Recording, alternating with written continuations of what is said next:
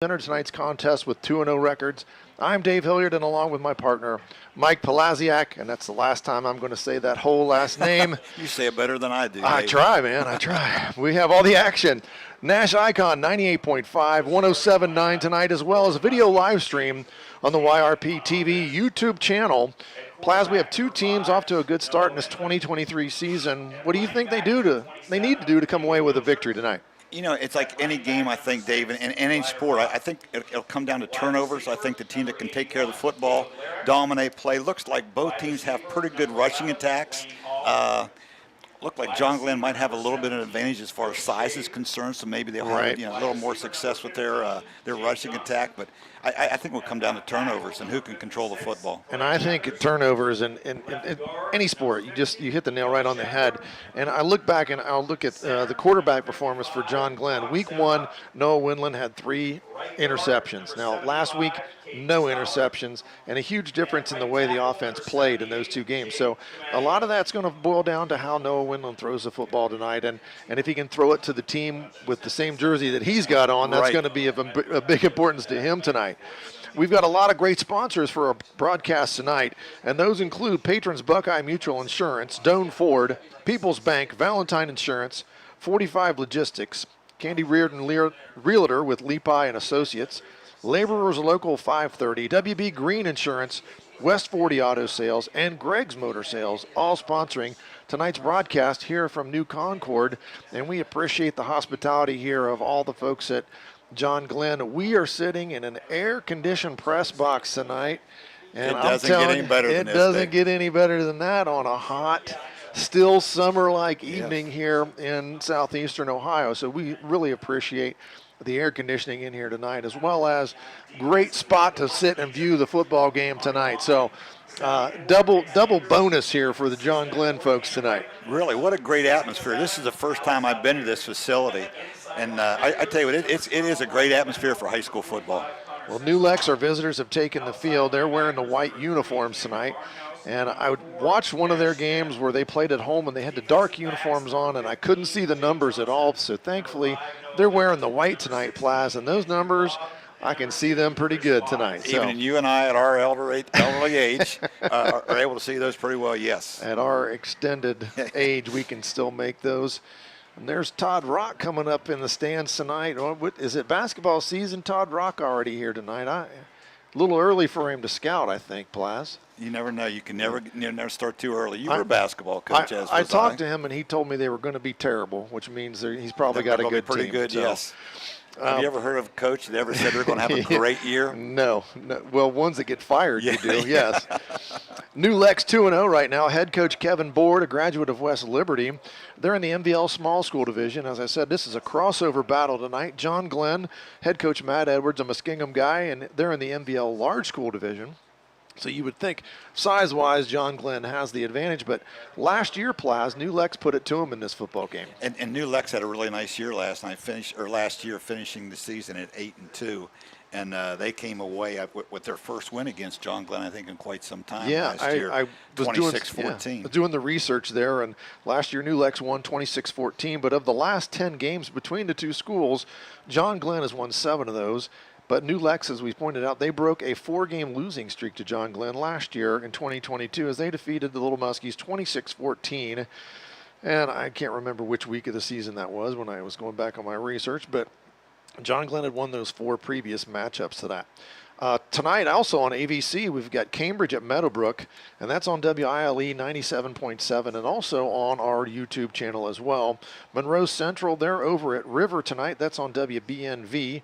Philo is at Morgan, and that game's on KC 105, and that game features 2 2-0 teams as well, and Philo and Morgan both 2-0. We've got 2 2-0 teams here.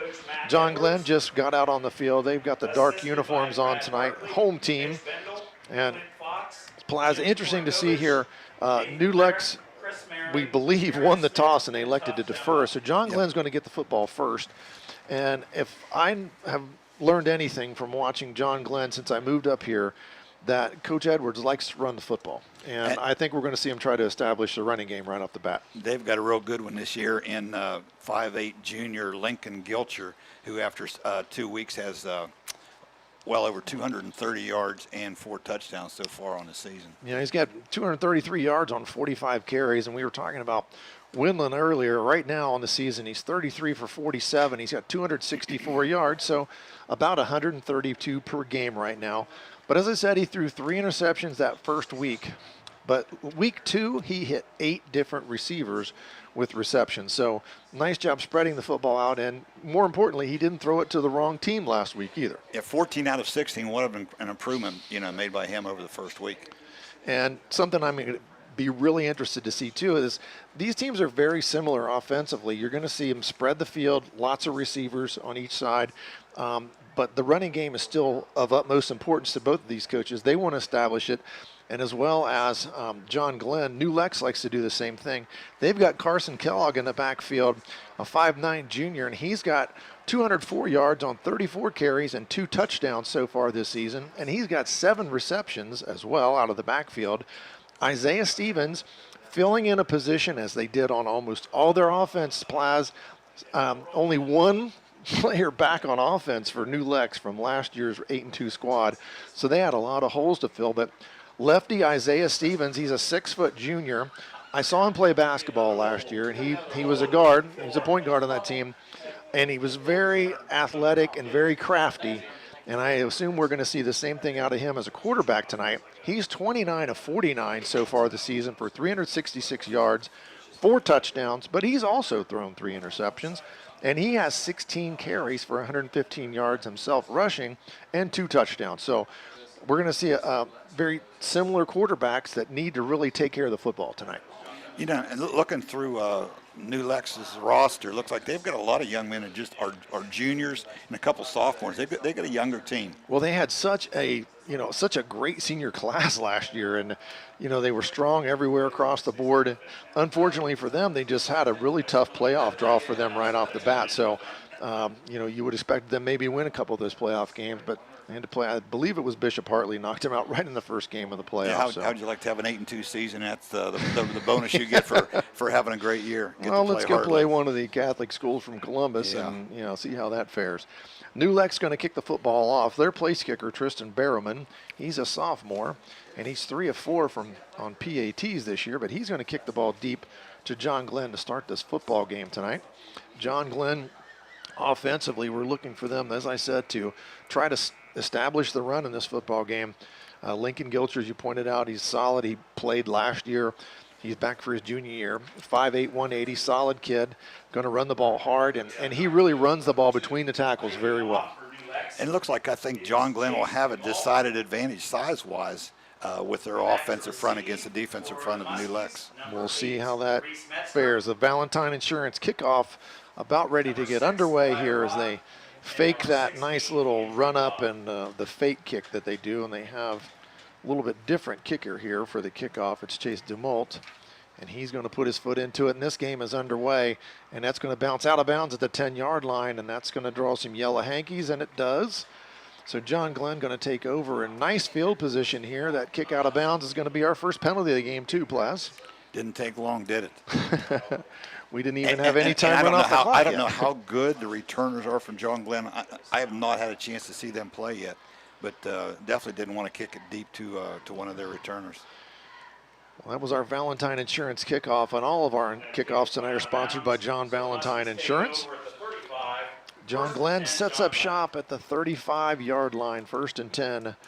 Quarterback number 5, Noah Winland, going to run the show. Gilcher going to be in the backfield along with 3 receivers to the left and 1 to the right side of the field, and this is something we'll see a lot out of the Little Muskies tonight, Plas. Does anybody take snap from center anymore? It doesn't seem like it, does it? Snap back, Winland hands it to Gilcher. Gilcher ahead, fights and doesn't get much, maybe a half a yard to a yard on that first carry of the ball game, but he doesn't get much there, and it's going to bring up 2nd and 9 or 2nd and 8 here for the Little Muskies. Gilcher, not much room there to start this football game. Tackled by the interior of that New Lex defensive line. Snap back here to Winland again. He's in that shotgun. Gets it on the clap. He's going to run it himself. Goes to his left. Tries to cut back to his right. He's got some space. Gets it across the 40-yard line out to the 42-yard line. Nice pickup there where there was nothing to begin with, Plaz, and he made something out of nothing. Boy, he was hit right at the line of scrimmage, made a little spin move, and actually got 5 yards out of what looked like it was going to be a loss. Quickly to the line of scrimmage here. John Glenn, 3rd and 3. Windland fires it out into the flat. He's got his man, and it's complete. And across the first down marker is going to be that was the 15. That was Jake Johnson. Got ahead, made the first down there, and gets across the 45-yard line all the way to the 47. 1st and 10. That's a WB Green Insurance first down for John Glenn. Working quickly, handed to Gilcher. Gilcher gets across the 50-yard line and is down there immediately. A gain of about 3 for Gilcher, and John Glenn again quickly to the line of scrimmage. Windland surveys the defense, and as usual, that clap is going to get the ball. He wanted to throw it, but now he's off to the races himself, carrying it like a loaf of bread. I don't really recommend that, but he did put the ball away and get it down to about the 48-yard line. And that's going to bring up another 3rd down here for John Glenn. 3rd and 5 for the Muskies. Our first downs again brought to you by WB Green Insurance tonight. And we're going to see if John Glenn can convert another 3rd down here early in the football game. Windland surveys the defense. This time the 3 receivers to his right.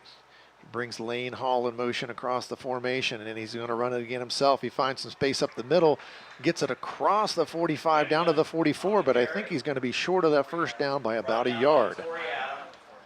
And he is short of it. So 4th down and decision, and I think John Glenn, this is really no decision. They're going to go for it here, Plaz. Yeah, there's no hesitation at all from Coach Edwards. Brings up a 4th and 1 for the Muskies. Coach Edwards not too happy with not too somebody happy there with Lane Hall, I believe. I'm not Something sure. wrong with the equipment. He had to come out of the game there. Okay. In a crucial situation.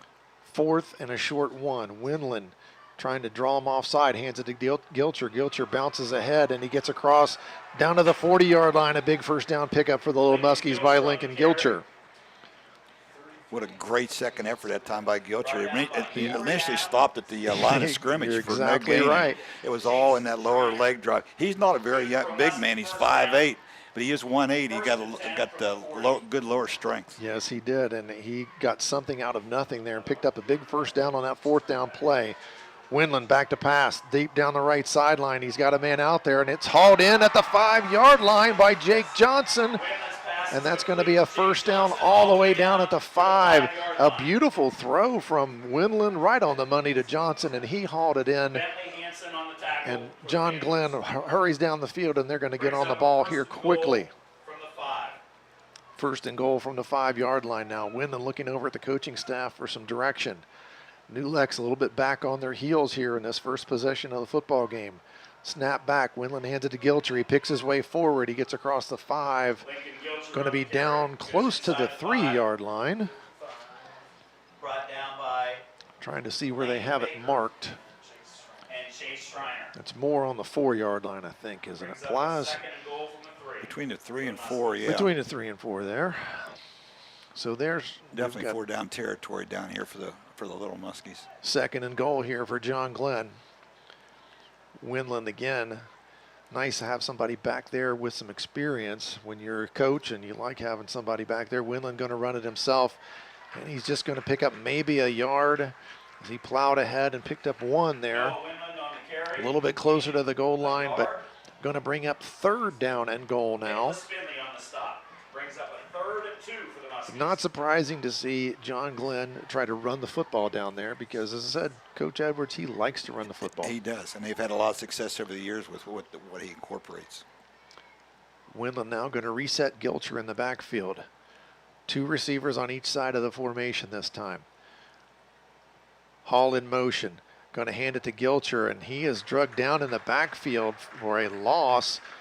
Tried to put Hall out there in motion and maybe lead him on a little sweep there, and Gilcher just no room to go, brought down all the way back at the 6-yard line for a loss of 4. Now we've got a decision to be made. 4th down and goal from the 6. New Lex trying to make a big defensive stand here to start the football game. Brings up a 4th Same formation here for John Glenn as they had on the last play. 2 receivers to the left, 2 to the right. Gilcher in the backfield. Here comes Hall in motion. Snap back to Windland. He's looking to throw it. He goes into the left side of the end zone. He's got a man out there, and it is caught in the corner of the end zone. Touchdown to Ryder Pennington. A beautiful throw from Windland to Pennington in that corner of the end zone, and John Glenn strikes first here. They take a 6-0 lead with 6:51 to go in the first quarter. Good protection that time by the front of John Glenn. I tell you what, and what a nice throw made there by Windland. Perfect touch in the corner of the end zone. That was a perfect throw, and it hit him right in stride right before he got to the out-of-bounds line on the side. So nice throw, nice catch. And now the captain of the all-name team, Will Nikolazakis, the place kicker, and he stays perfect on the season, and he nails that PAT right down the middle and makes it 7-0 here with 6:51 to go. We'll take a quick break. You're watching and listening to high school football on AVC Sports.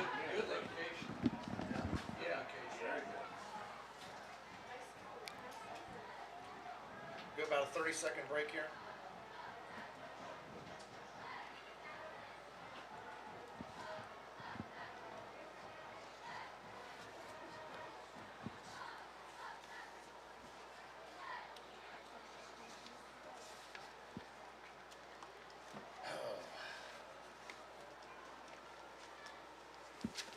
So far, so good. Good guys scored.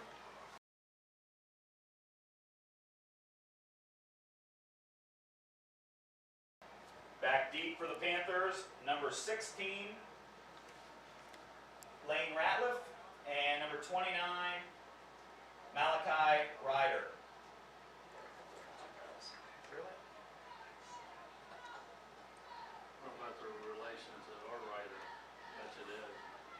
How much time we got?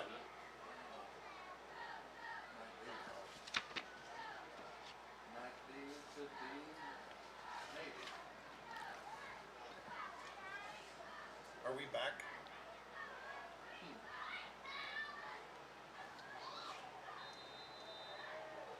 I didn't hear it. All right. Nikolazakis puts his foot in the ball, and it's caught down on about the 17-yard line. Return back up across the 30-yard line. Nice return to give New Lex some decent field position to start their first touch of the football.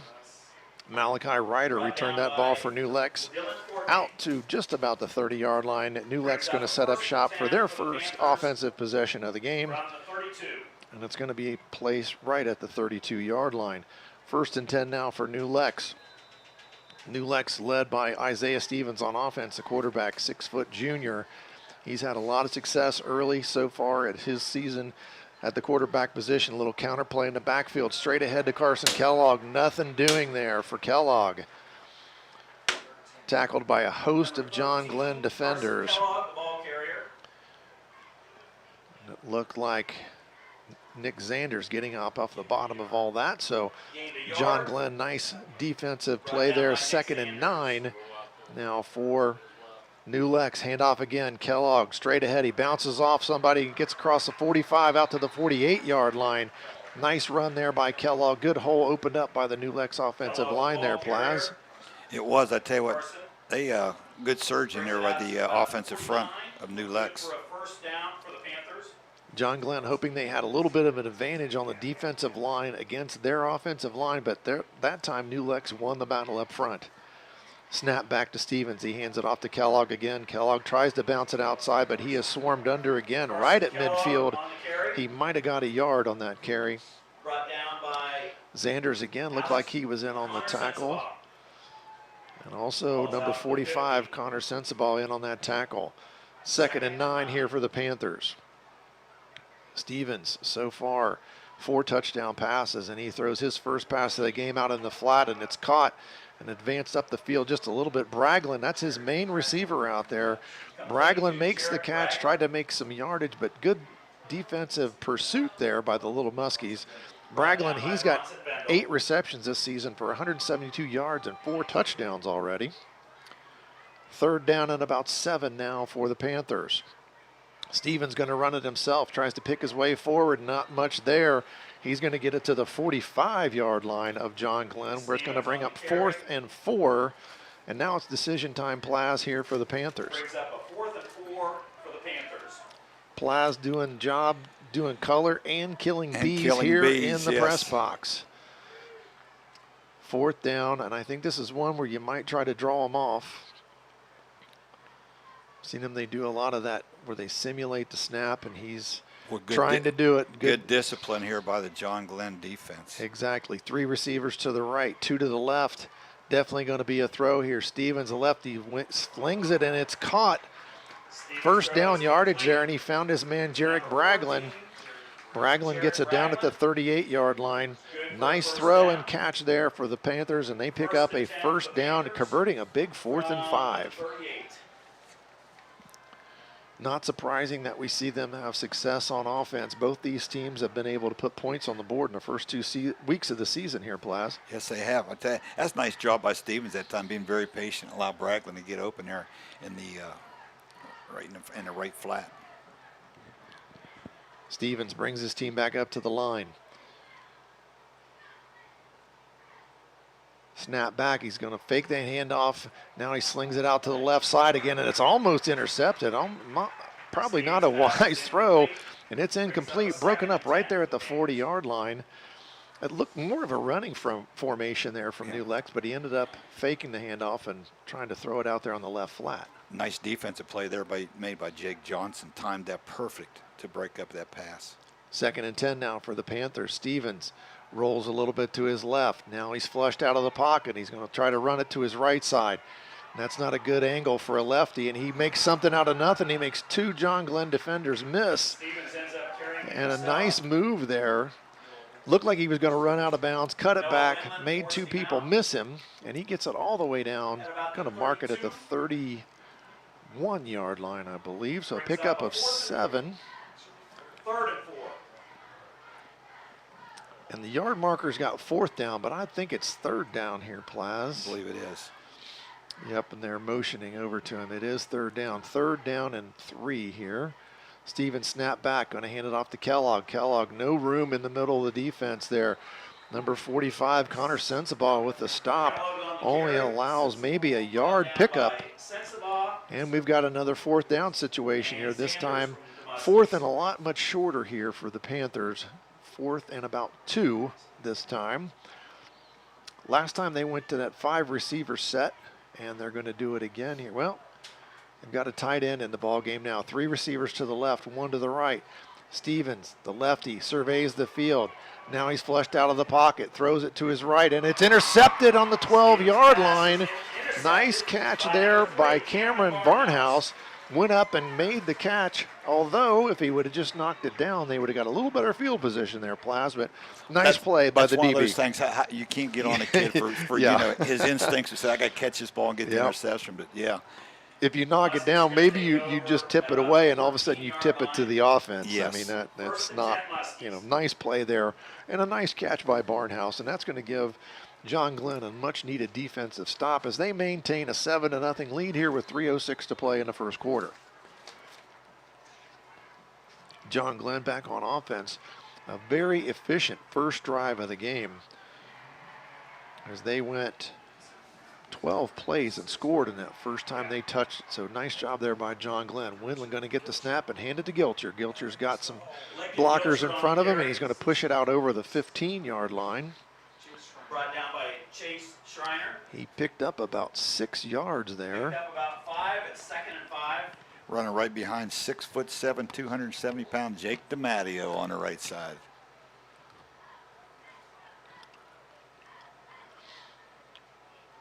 John Glenn now 2nd and 4 or 5 here. Windland hands it off this time. New back in the game that time. And not much room there. He handed that off to Metzger. Metzger might have picked up a couple, got it out to about the 20-yard line. That's going to bring up 3rd and short here for John Glenn. And I think if you get to 4th down here, this is not a 4th down you would be going for in this position of the field. So you need to make something happen here on this 3rd down. Gilcher in the backfield. Windland, snap back, looking to throw it. Now he's going to run. Darts ahead, gets across the 20. He is close to that first down mark, but he might be a little bit short. It's going to depend on the spot right here. And I believe he is marked short, but John Glenn in a hurry up on the ball. Looks like they're going to go for it. It's 4th and short, and they could be just trying to draw New Lex off here. New Lex has a lot of people up in the box. Windland looking over at the sideline. And the play clock is, they got plenty of time left. It's only 15 seconds still on the play clock. I don't know if Coach Edwards is trying to decide what he wants to do, but he looks like he's going to go ahead and go for it. 4th and short, and Windland got him to jump that time, and that was going to be offside. And boy, if you're New Lex's staff, you got to be really frustrated because that's all they could do. And it's going to be a first down for John Glenn. That was well timed by Windland that time. Yeah. He let him sit for a long time, made one clap, and got the nose guard to jump. Well, and they snap it on the clap, and ever since I've moved here and have watched John Glenn, that's when they snap it, is on the clap. So, you know, I'm sure Must they're have been some kind of conditioned to that. communication there, yeah. Yep, so 1st and 10 now.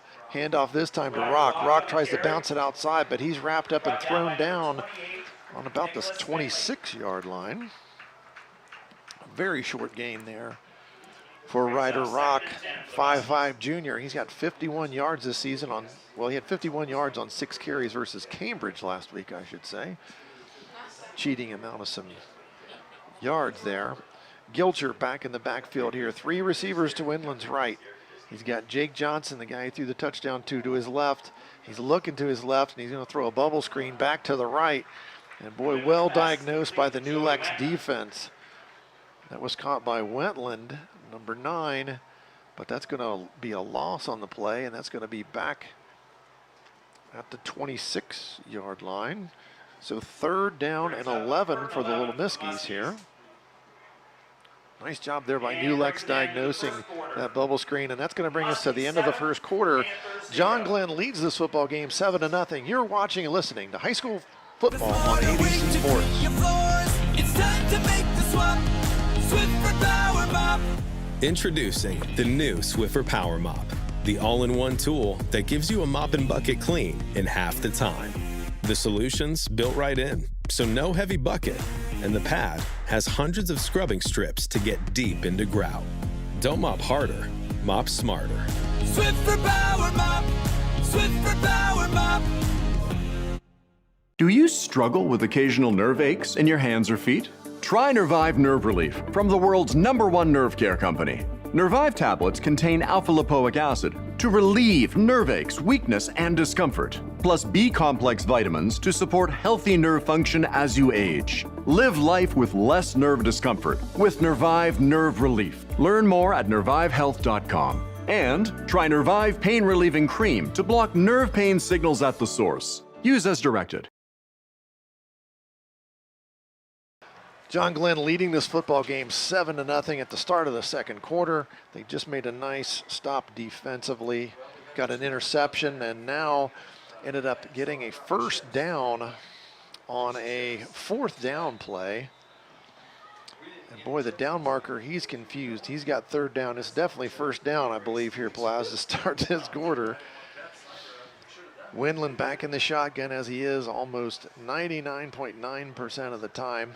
Got Hall in motion. Windland going to throw the football in the left flat, and he's got his man, and it's caught out across the 30-yard line. Metzger makes the catch, and he gets it out over the 30-yard line, out to about the 31-yard line. And Ratliff on the stop there for New Lex.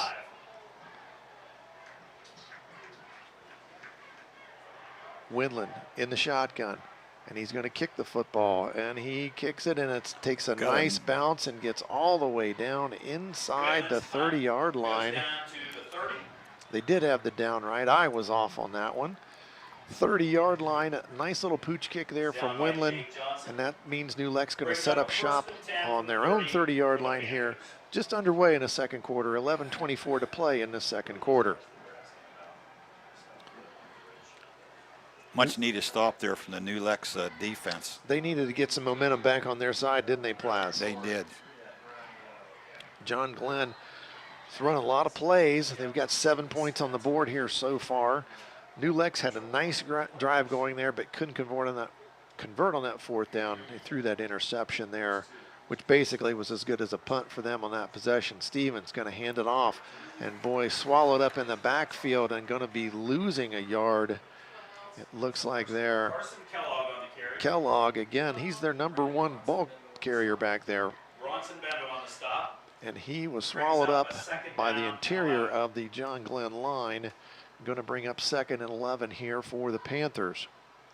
Stevens, snap back, fades back, under pressure. He's flushed out of the pocket to his right, throws it back across his body and got his man, Bentley Hansen, all the way out across the 40-yard line and all the way out to the 45-yard line. So nice throw, and it's really tough, Plaz, when a lefty is running to his right and has to throw that ball back across his body. Stevens pretty athletic, you can tell. He does a nice job back there. And that one's coming back, unfortunately, for New Lex, a penalty on the play. And that's going to negate a really nice throw and catch there from Stevens to Hansen. And that's going to be marked back at the 21-yard line now. So 2nd down and a lot. 2nd and 21. Stevens back in that shotgun. Throws it lefty deep. Nobody out there but John Glenn players. Overthrew his man. He was looking for Braglin. Braglin's his favorite target, but well covered back there by John Glenn. They had plenty of defensive coverage there, so nice play there. Jake Johnson back there. Andrew Glob back there defending as well. Nowhere to fit that ball in. Now 3rd and a bundle here for New Lex, and they need something positive to happen on this play. 3rd and 20 now for the Panthers. Play clock has not been an issue in this football game tonight, Platt. For either team, you're exactly correct. People get it up there and they make the calls and they get it moving here. High octane, high pace offense. Stevens going to throw it deep and it's underthrown and it's picked off. Nice picked off by Glob, and he's going to return it across the 40. Down to the 35, still on his feet across the 30-yard line. All the way down to the 28-yard line, it looks like. A nice play there by Glob on the football and a nice return to give John Glenn first down all the way at the 28-yard line of New Lex. We said going in, the difference in this game could very well be turnovers, and we might have been prophets when we and that's two so far already, here yes, for New Lex. And boy, they have really give John Glenn the field position here. And that was such a great individual effort there by Glob again, getting back on the football, jumping up, high pointing it there and bringing it in and staying on his feet, made a nice return as well. All right, Winland and his mates set up shop. 29-yard line of New Lex. He's going to hand it to Gilcher. Gilcher fights ahead, going to pick up a couple of yards. And I know those yards, it doesn't seem like much, but those 2- and 3-yard gains that happened in the first half, those turn into those 5- and 6-yard gains in the second half. Just that physicality that just keeps wearing you down. Well, there's a big mismatch. You can tell from here in the size of the new Concord, the John Glenn offensive line and the defensive front of New Lex. Well, they're going to try and take advantage of that physical advantage they've got. Winland now throws it deep down the left sideline. He underthrows it, and I think that's Braglin that went up and got it. And nope, excuse me, it was Hansen that went up and got the interception. And interception begets interception there, as now John Glenn returns the favor on a situation you want to just make sure you take care of the football and get some points and cash in that turnover, but instead you turn over one yourself. And John Glenn has a player down on the field, so we'll take a quick break here. You're watching and listening to high school football on AVC Sports. Can you give us 30 here? I was sitting in my car and it wouldn't start. I lifted the hood and the engine was falling apart. What would I do? My eyes filled with tears. Then on the radio I heard of West 40 by Pay here, where for a little money down and a little each week, I could have a car, nice, shiny, and sleek. So So I walked in the door and I put the money down. Now I got a nice car that I can drive around. West 40 by Pay here will help rebuild your credit. The corner of Dewey and Route 40 in Cambridge, don't you forget it. West 40 Auto Sales, corner of Route 40 and Dewey Avenue in Cambridge, is home of the guaranteed credit approval, with most loans approved while you wait. Go to their website.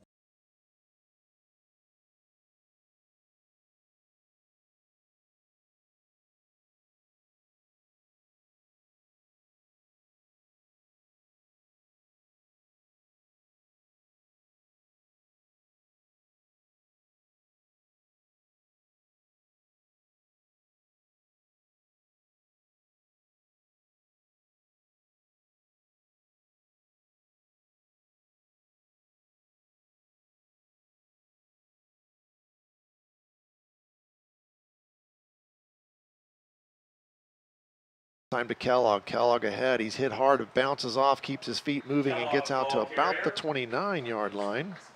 Cut down by a host of Muskies.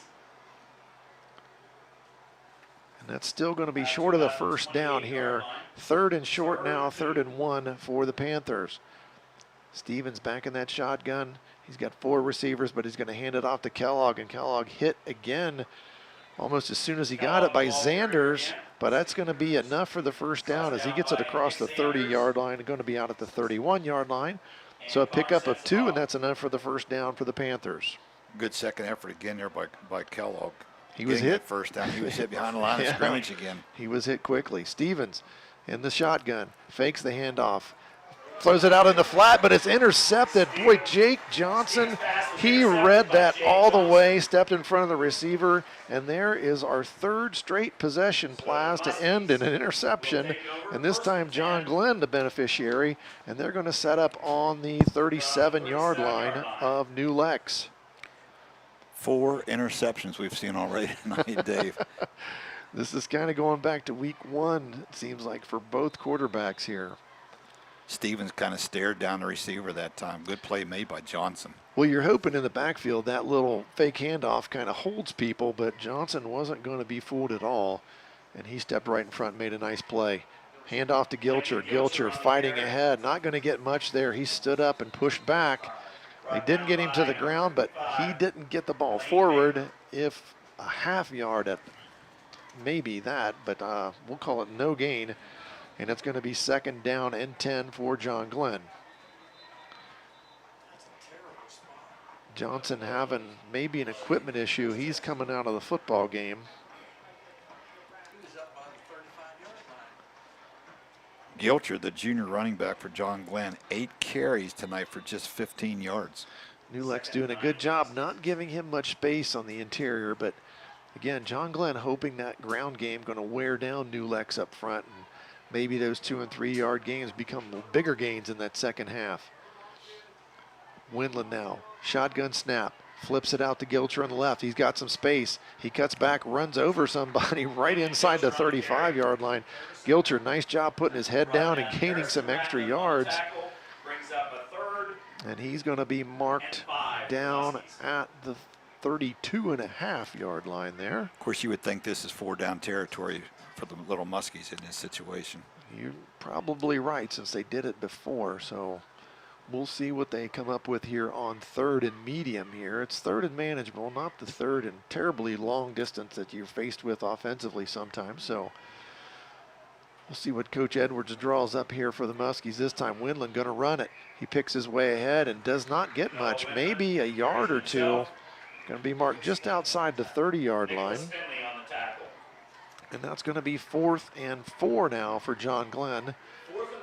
And John Glenn showing no signs of punting the football here, although Windland did punt it on the first possession of this quarter. It was snapped back to him, and he's in that shotgun, and he did get a punt off, so that's not entirely out of the question, but this looks like an offensive play. 3 receivers to the left, 1 to the right.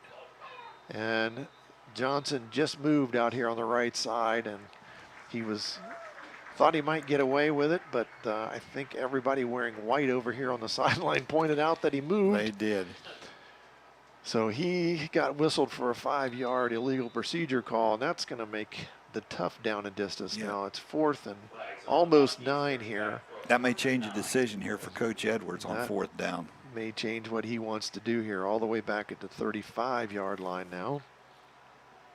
5th play of the drive here for John Glenn. Winland looking over on the sideline for some direction. Clock moving here, 6:25 to go, and they're going to call a timeout, or, well, there was a penalty flag drop for delay of game, but they called the timeout first. 6:25 to play here in the second quarter. John Glenn leads this one 7-0. They scored on their first possession of the game, Plaz, and then we've seen some exchanging of interceptions and a couple of punts, and therefore no other points. It's been a little bit ugly since that first drive, hasn't it? That first drive, they were very efficient. They mixed the run and the pass well, drove down, got the 6, and then the PAT was good to make it 7-0. But after that, we have not seen much happening offensively for either squad, Plaz. The ball hasn't dropped very many times on passes, but it's not always going to the intended receiver. It's not been going to the right team sometimes here, so we'll see what John Glenn comes up with here. And I would think this would be more one of those where you would like to punt the football and maybe pin New Lex back. Even if you kick it into the end zone here, Plaz, it's gonna change field position and back New Lex up. You really can't tell because this is kind of the formation that Winland punted from the last time. Exactly. He's got 4 receivers, 2 on each side. Gilcher in the backfield, and he's going to kick it, and he does, almost straight up in the air. And it's going to land at about the 10, bounce forward and roll, and it's going to be caught and downed. It goes into the end zone. They said it went into the end zone, so it is going to come out to the 20-yard line. Nice effort there by Pennington to try to keep it from going into the end zone. But they're saying that's a touchback, and it's going to be 1st and 10 for New Lex at the 20-yard line. No deeper than what Winland is, Dave. He almost had that punt blocked. He was not very far back there, and they got some good push up front. It almost went off one of his linemen's back, as a matter of fact. So 1st and 10 here, New Lex, 6:15 to go in this second quarter. They trail this game 7-0. Stevens looking now to his left at 3 receivers, 1 to his right. He's going to hand it to Kellogg. Kellogg's met in the backfield, but he bounces off the hit and he advances the ball back to the line of scrimmage. He made 0 where he hadn't. I mean, he was going to go down for a loss, but he did pick up a yard as it's going to go out to the 21-yard line. Well, I'll take that back. It's still at the 20, so 2nd and 10. Kellogg, though, did avoid the loss on that first down play. 3 receivers to the short side of the field. Stevens wanted to throw, but now he takes off on the run, tries to make somebody miss. He does advance the ball a couple of yards upfield. Short gain of about 3 there, and that's going to bring a 3rd and 7 now for the Panthers. Clock moving, 5:30 to go until halftime. New Lex trailing John Glenn 7-0 and facing 3rd and about 7. Stevens snap back. Looks to throw it. Now he's flushed out of the pocket, running to his right. Tries to throw it and tucks it away, and he's going to go down short of the first down at about the 33-yard line. Excuse me, the 27-yard line. I had my yard line off there in my head. Got it out to the 28-yard line, so it's 4th and 2. Now is New Lex going to try to draw John Glenn off, or are they going to punt? They've got 3 receivers to their left. Stevens, he's going to go for it. He picks his way forward, and he's going to get that first down. Nice push there from the offensive line to give him enough gap to pick up a couple, and he gets the first down. Might have surprised John Glenn a little bit by going for it in that position, but he got the first down now, 1st and 10 for the Panthers. Snap back to Stevens. He's going to try it again. This down, he's drugged down in the backfield. Nice play there defensively. Jimmy Boyd on the tackle there. He had him before he could get going, and no gain there for Stevens. He's been very effective this season running the football. 2nd now and 10 for the Panthers. Motion man across the formation. Stevens hit in the backfield, but bounces off, gets away, and he's running to his left, throws to his left, and it's intercepted. Tipped by Jake Johnson, but intercepted then by Glob, and that's his second pick of the game. A nice individual effort by Stevens to avoid the rush, get outside the pocket and try to make a play, but again, another interception, and that is the 5th interception of the first half of this football game. I don't know if I've ever seen anything quite like that. That was a great play to begin with made by Stevens because he was stunned in the backfield. Bounced off, got himself squared up. 2 great plays. I mean, he made a play to get out of trouble, then he throws it, and, you know, defensively they made a really nice play. It was tipped, and then Glob came down with it. John Glenn takes over on their 49-yard line here. 4 minutes to go until halftime. And they've got plenty of timeouts left. Handed on. No, Winland keeps it, and he's got room right up the middle of the field. 30, 25, 20, 15, 10, 5. Touchdown, Noah Winland. He takes it to the house. 51-yard touchdown run from Noah Winland, and just like that, John Glenn capitalizes. A great fake in the backfield. I thought Gilcher had it, but obviously he didn't, Plaz. John Glenn, or New Lex didn't know who had the football either. I wasn't the only one. That was good ball handling there from the senior quarterback. That was a great fake from Winland in the backfield. Gilcher looked like, and Gilcher, you know, he looked like he had the football. I mean, he was trying to bounce ahead, and next thing you know, there goes Winland around the left side. And once he got past that first line of defenders, it was over with. Nikolazakis on for the extra point. And the left footer kicks it up and through, and that's going to make it 14-0 here with 3:49 until halftime. John Glenn on top. We'll take a quick break here. You're watching and listening to high school football on AVC Sports.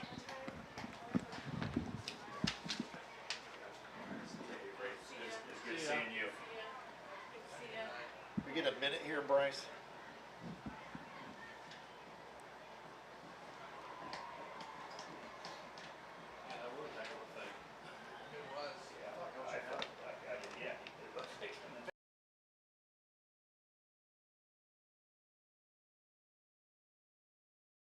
Hey football fans, Laborers, Local 530 in Zanesville, Ohio is cheering on all the local high school teams this year. Serving Muskingum, Perry, Noble, and Guernsey counties, Local 530 represents around 400 skilled men and women in the building and construction trades. They work with over 100 signatory contractors, providing committed and experienced laborers for building, heavy highway, and pipeline construction. For more information, give them a call at 740-453-1214. Good luck to all the teams from Laborers Local 530. Now located at 16050 McConnellsville Road in Caldwell, Ohio. Patrons Buckeye Mutual Insurance Company is a mutual insurance company established in 1896 for the purpose of providing insurance coverage to rural Ohio. They offer a product to meet your insurance need, whether it is for a farm, rental dwelling, home in town, secondary or seasonal dwelling, churches. Hey football fans, Laborers Local 530 in Zanesville, Ohio is cheering on all the local high school teams this year. Serving Muskingum. Nikolazakis going to put his foot into it. And New Lex trying to find some life here before the half here, Plaz. End over end kick, and it's caught down at the 10-yard line. Returned across the field, cuts back across the 20. He's hit by a host of defenders there. Ryder on the return, and it's going to be just across the 20-yard line there. Nice coverage from John Glenn.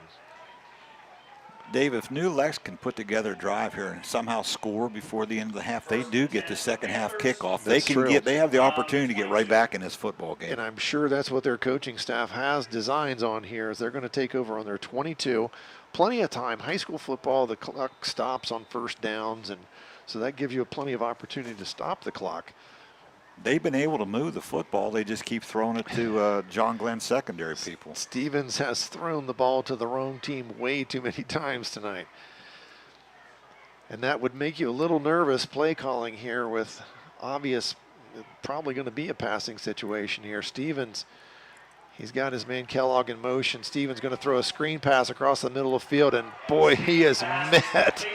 Wow, nice play there defensively.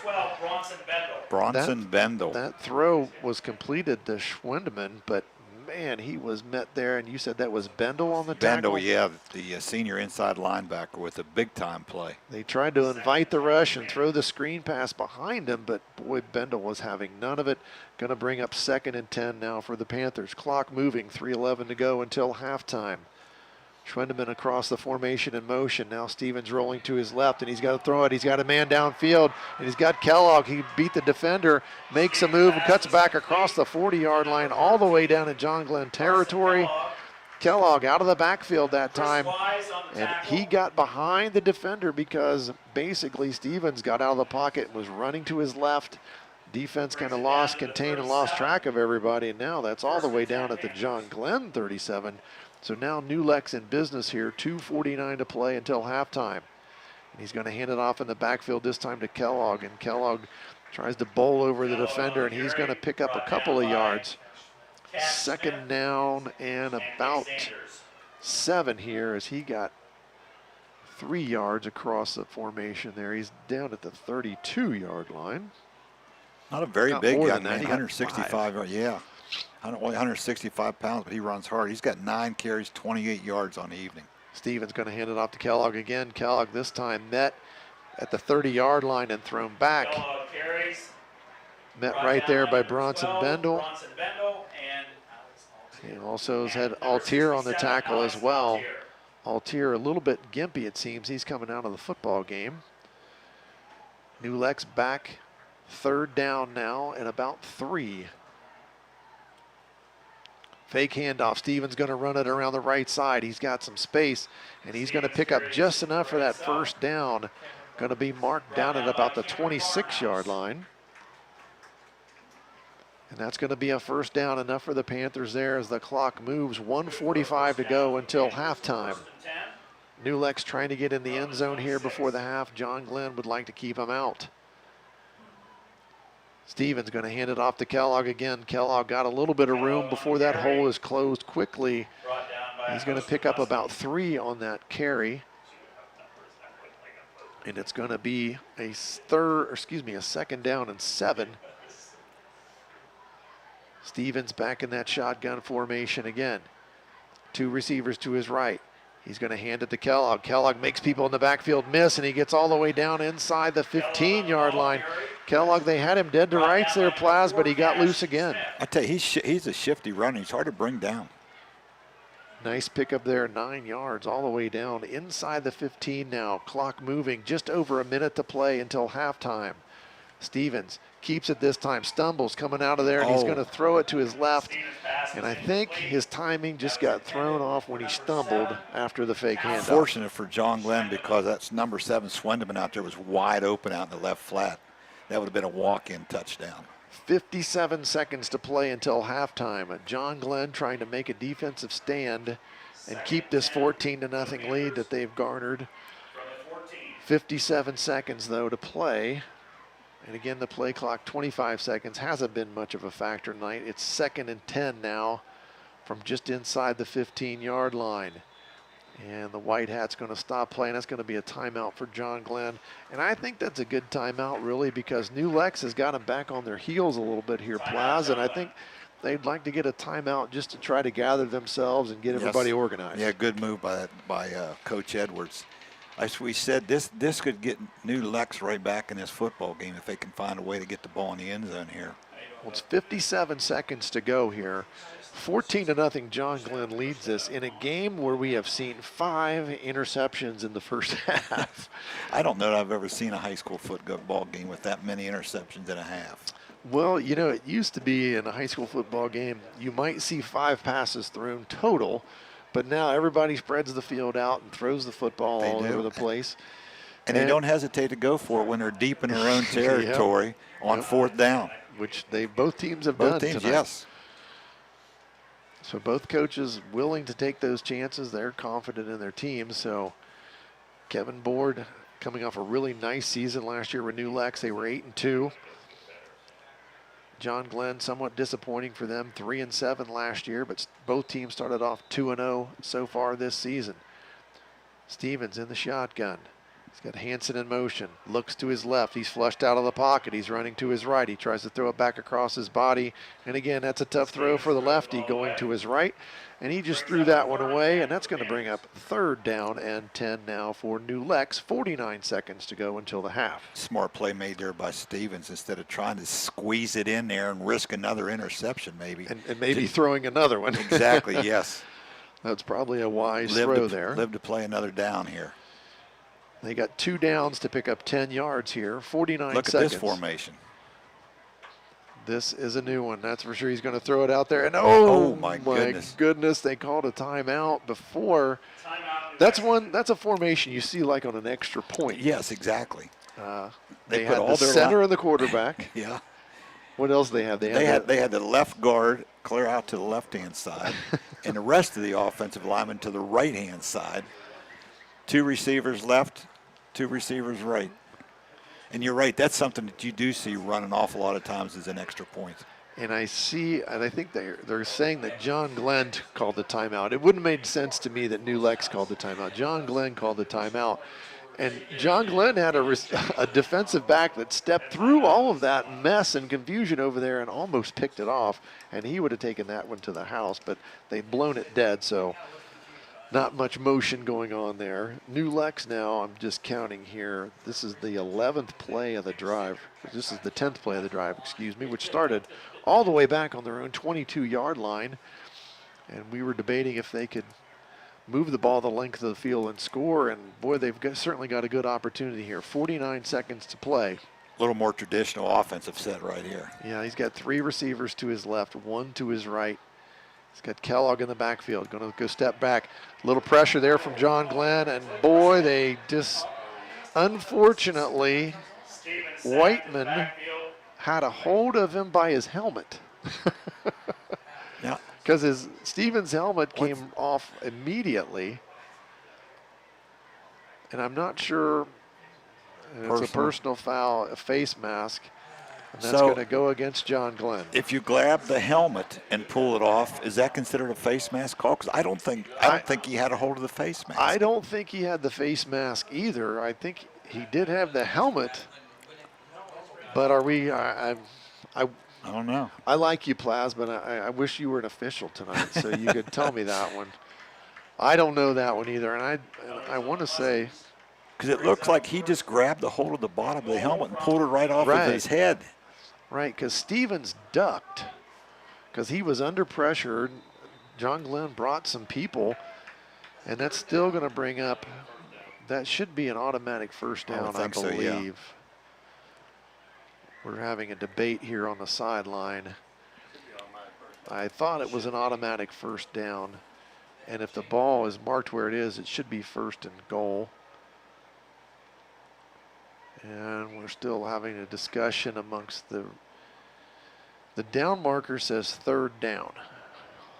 And the official was right there looking at it and didn't tell him to change it. So must not be an automatic first down.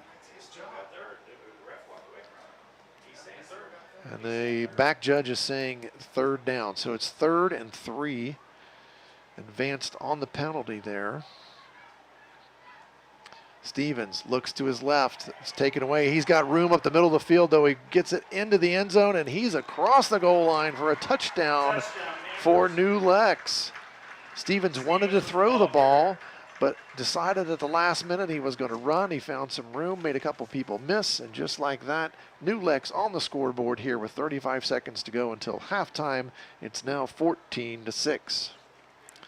Stevens with a 6-yard touchdown run. 35 seconds until halftime. Tristan Barrowman, the place kicker, going to attempt that point after. And it's right down the middle. It's good. And that's going to make the score 14-7, 35 seconds until halftime. We'll take a quick break. You're watching and listening to high school football on AVC Sports.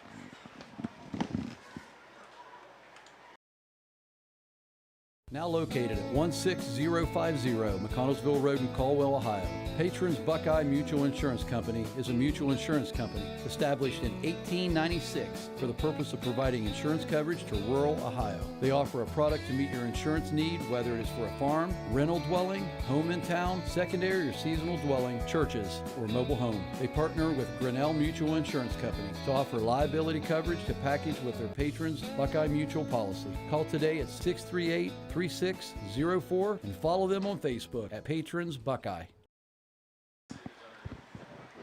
New Lex has just scored to make this a 14-7 football game with 35 seconds left until the half. Lots of things happening on that last drive there. New Lex driving the length of the field basically to get in the end zone. They had a 3rd and 10 where they were under duress. They was going to go down for a sack in the backfield, and unfortunately for John Glenn, they grabbed his helmet in the process of bringing him to the ground, and that gave them new life, 3rd and a short 3, and they ended up scoring on the next play. So New Lex back in the football game now, 14-7, and as you pointed out, Plaz, they're going to get the ball first in the second half.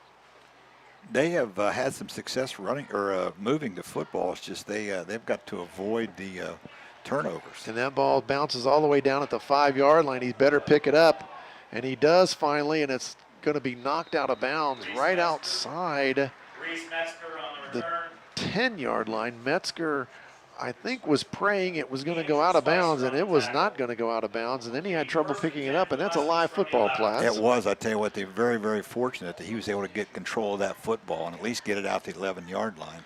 That could have been disaster for the little Muskies. John Glenn set up now on their 11-yard line, 27.8 seconds to go until halftime. And this is one of those you don't want to take a bunch of chances. You do have a 7-point lead.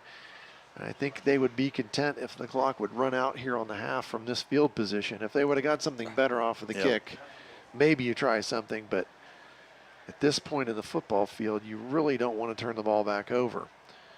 Windland still in that shotgun, though. Comes back. He's going to hand it to Gilcher. Gilcher weaves ahead, and he's going to find about 3 or 4 yards. And New Lex is going to call a timeout to stop the clock. 21 seconds now until halftime. And that ball, the pickup of about 3 there, going to be marked out at the 14-yard line. Gilcher with a few yards on that carry, and I'm trying to remember here, Plaz, if if New Lex used any other timeouts. I was wondering the same thing. It's not shown. Most scoreboards have that listed, but the one here at New Concord does not. So we're in the dark on that one. We're in the dark on that one, yeah. I don't if they think have 2 more timeouts, they could force a punt. They could force a kick out of this. So 21.1 seconds to play. New Lex has just scored to draw within 7 in this football game. And if you look back and you think, my quarterback's thrown 4 interceptions and we only trail by 7, you probably feel pretty good about that. You got to feel real good about it, especially now that you get the ball to start the second half. John Glenn back out on the field now. Windland get 2 running backs in the backfield with him. And I see a run all the way here, and he hands it off to Rock. Rock bounces ahead across the 15-yard line to about the 16-yard line. Another short pickup and another timeout from New Lex here. Clock down to 15.3 seconds to go until halftime. And again, they wouldn't be doing this, Plaz, if they didn't have all 3 timeouts. I wouldn't think so. You're right. That would be my thought in this. So they're going to run one more play. If they don't pick up the first down, New Lex is going to call that 3rd timeout and force John Glenn to punt the football here. I would think Windland has punted the ball a couple of times from his quarterback position, but boy, I wouldn't think you'd do that here, do you? Not much room there when you're doing that. I think you'd want to drop all the way back here. The last time, as you were telling me, it was pretty close. There was good push up front from New Lex, and it was one of those where he could have kicked it off of one of his own linemen. Short timeout, though, here, and John Glenn going to be back on the football. Windland in the shotgun. Gilcher, the running back, back on the field here for this down. Windland hands it off, but it's to Metzger. Metzger brought down quickly, and he might have been a loss of a yard or maybe little or no gain. And that's going to bring up the 4th down that New Lex was looking for. 11 seconds to play until halftime. John Glenn going to have to kick the football here. And he should be punting this ball from right around the goal line, looks like. The ball is set at the just inside the 15. So if he takes his normal drop, you would think he'd be right around the goal line to punt this. New Lex has scored, and they've definitely taken the momentum back in the football game because they were trailing 14-0. They had the ball in their own 22. They go the length of the field, score. Then the kickoff is basically misplayed by John Glenn and forces him into some bad field position. Now you got New Lex licking their chops at the opportunity of maybe getting a block kick here. And Winland going to drop deep this time, Plaz. And he will be punting from right around his 2-yard line. 11 seconds to play. Snap back. Foot into it. It's an end-over-end kick that's going to bounce at about the 40-yard line. And he's brought down quickly there. Nice coverage there. Hansen gets the return, and there's only 1.6 seconds to go until half. The ball hit. He fielded it. Tried to make a man miss, but he's brought down almost immediately. Winland got the job done. But New Lex is going to have one shot at it here from the John Glenn 37-yard line.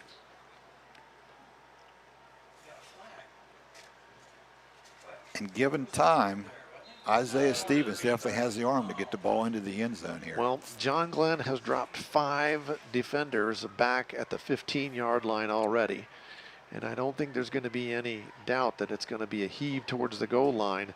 Stevens straight back. Clock expires, and it's tipped and almost intercepted again, and it falls harmlessly to the ground, and that's going to end the first half of football here I'm from here New to tell you about Concord. People's Bank's John new Glenn CD leads special. this football game 14-7. We'll be back with our halftime presentation here, presented by Laborers Local 5:30. We'll be back here in just a few minutes. We got a break, I think, from ONN. So you're watching and listening to high school football on AVC Sports. It is so good, you need to stop by any People's Bank location today and ask your banker to tell you more. Or visit pebo.com. This special will not last long. You must open your account by September 7th. People's Bank. Working together, building success. Member FDIC. Calling all truck drivers. If you're looking for a change, 45 Logistics in Zanesville wants you to join their team. 45 Logistics is a family-owned regional trucking company in Zanesville. Enjoy being home every weekend with no team runs and no hazmat endorsement required. Earn 54 cents per mile, plus health benefits, paid vacation, and safety bonuses. For more information, call 740-647-1430 or online at 45dli.com. Everyone at 45 Logistics wants to wish the local teams good luck this football season. Greg Motor Sales, located at 2840 South River Road in Zanesville, would like to wish all the local high school athletes good luck with their upcoming season. At Greg Motor Sales, they sell used cars starting at $39.95 and up and have financing options available. If you're looking for your next affordable and reliable car, give Greg Motor Sales a call at 740-454-7060 or visit their website, gregsmotorsales.net. September is here and seasons are changing, and so are mortgage rates. Homebuyers are eager to secure the best financing for such a large investment, especially in a challenging housing market. If you have questions, need help understanding the home buying process, you don't have to figure it out all alone. Let a seasoned professional help you make smart home buying decisions. I'm here to make the process as simple as possible for you. Call Candy Reardon at Lee Pine Associates Real Estate, 740-439-6666. Do you really think that an insurance company who promises quotes in a few minutes has your best interest in mind? Do they really know you and what coverages you need? Hi, this is John Valentine with Valentine Insurance. We take time to learn about you and your insurance needs so you can feel comfortable that you're receiving the right coverages at the best possible prices. Find us on Facebook, stop by our office, or give us a call at 994-1776. Valentine Insurance, a partner you can depend on. Hi, this is Gabby from People's Bank. I'm here to tell you about People's Bank's new CD special. It is so good, you need to stop by any People's Bank location today and ask your banker to tell you more. Or visit pebo.com. This special will not last long. You must open your account by September 7th. People's Bank. Working together, building success. Member FDIC. Hey, football fans, Laborers, Local 530 in Zanesville, Ohio is cheering on all the local high school teams this year. Serving Muskingum, Perry, Noble, and Guernsey counties, Local 530 represents around 400 skilled men and women in the building and construction trades. They work with over 100 signatory contractors, providing committed and experienced laborers for building, heavy highway, and pipeline construction. For more information, give them a call at 740-453-1214. Good luck to all the teams from Laborers Local 530. Now located at 16050 McConnellsville Road in Caldwell, Ohio.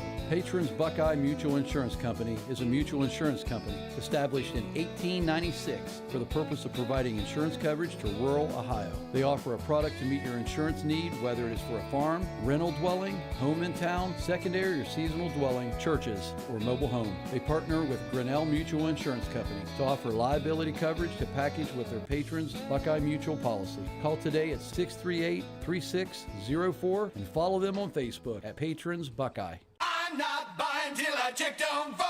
Most of us are faced with uncertainty every day. Your job, your finances, sporting events, schooling for your children, and so much more. With so much uncertainty surrounding you, there's one auto dealership that you can be certain about, and that's Doan Ford. You can be certain that you'll always get a great deal and the best service afterwards. In business for nearly 60 years has given Doan Ford the reputation of being a strong, reliable dealership. Be certain. Choose Doan Ford. Online at DoanFord.com. How can you select from insurance companies offering you lizards or ducks? When it comes to protection for your home and auto, you want a company that provides quality insurance products and personalized, fair, friendly claims service. WB Green Insurance represents Westfield Insurance. Their reputation is based on sharing knowledge and building trust. Westfield has been around the neighborhood over 150 years. WB Green Insurance welcomes the opportunity to quote your home, car, and business insurance. Don't be fooled by lizards and ducks. Call 439-1329.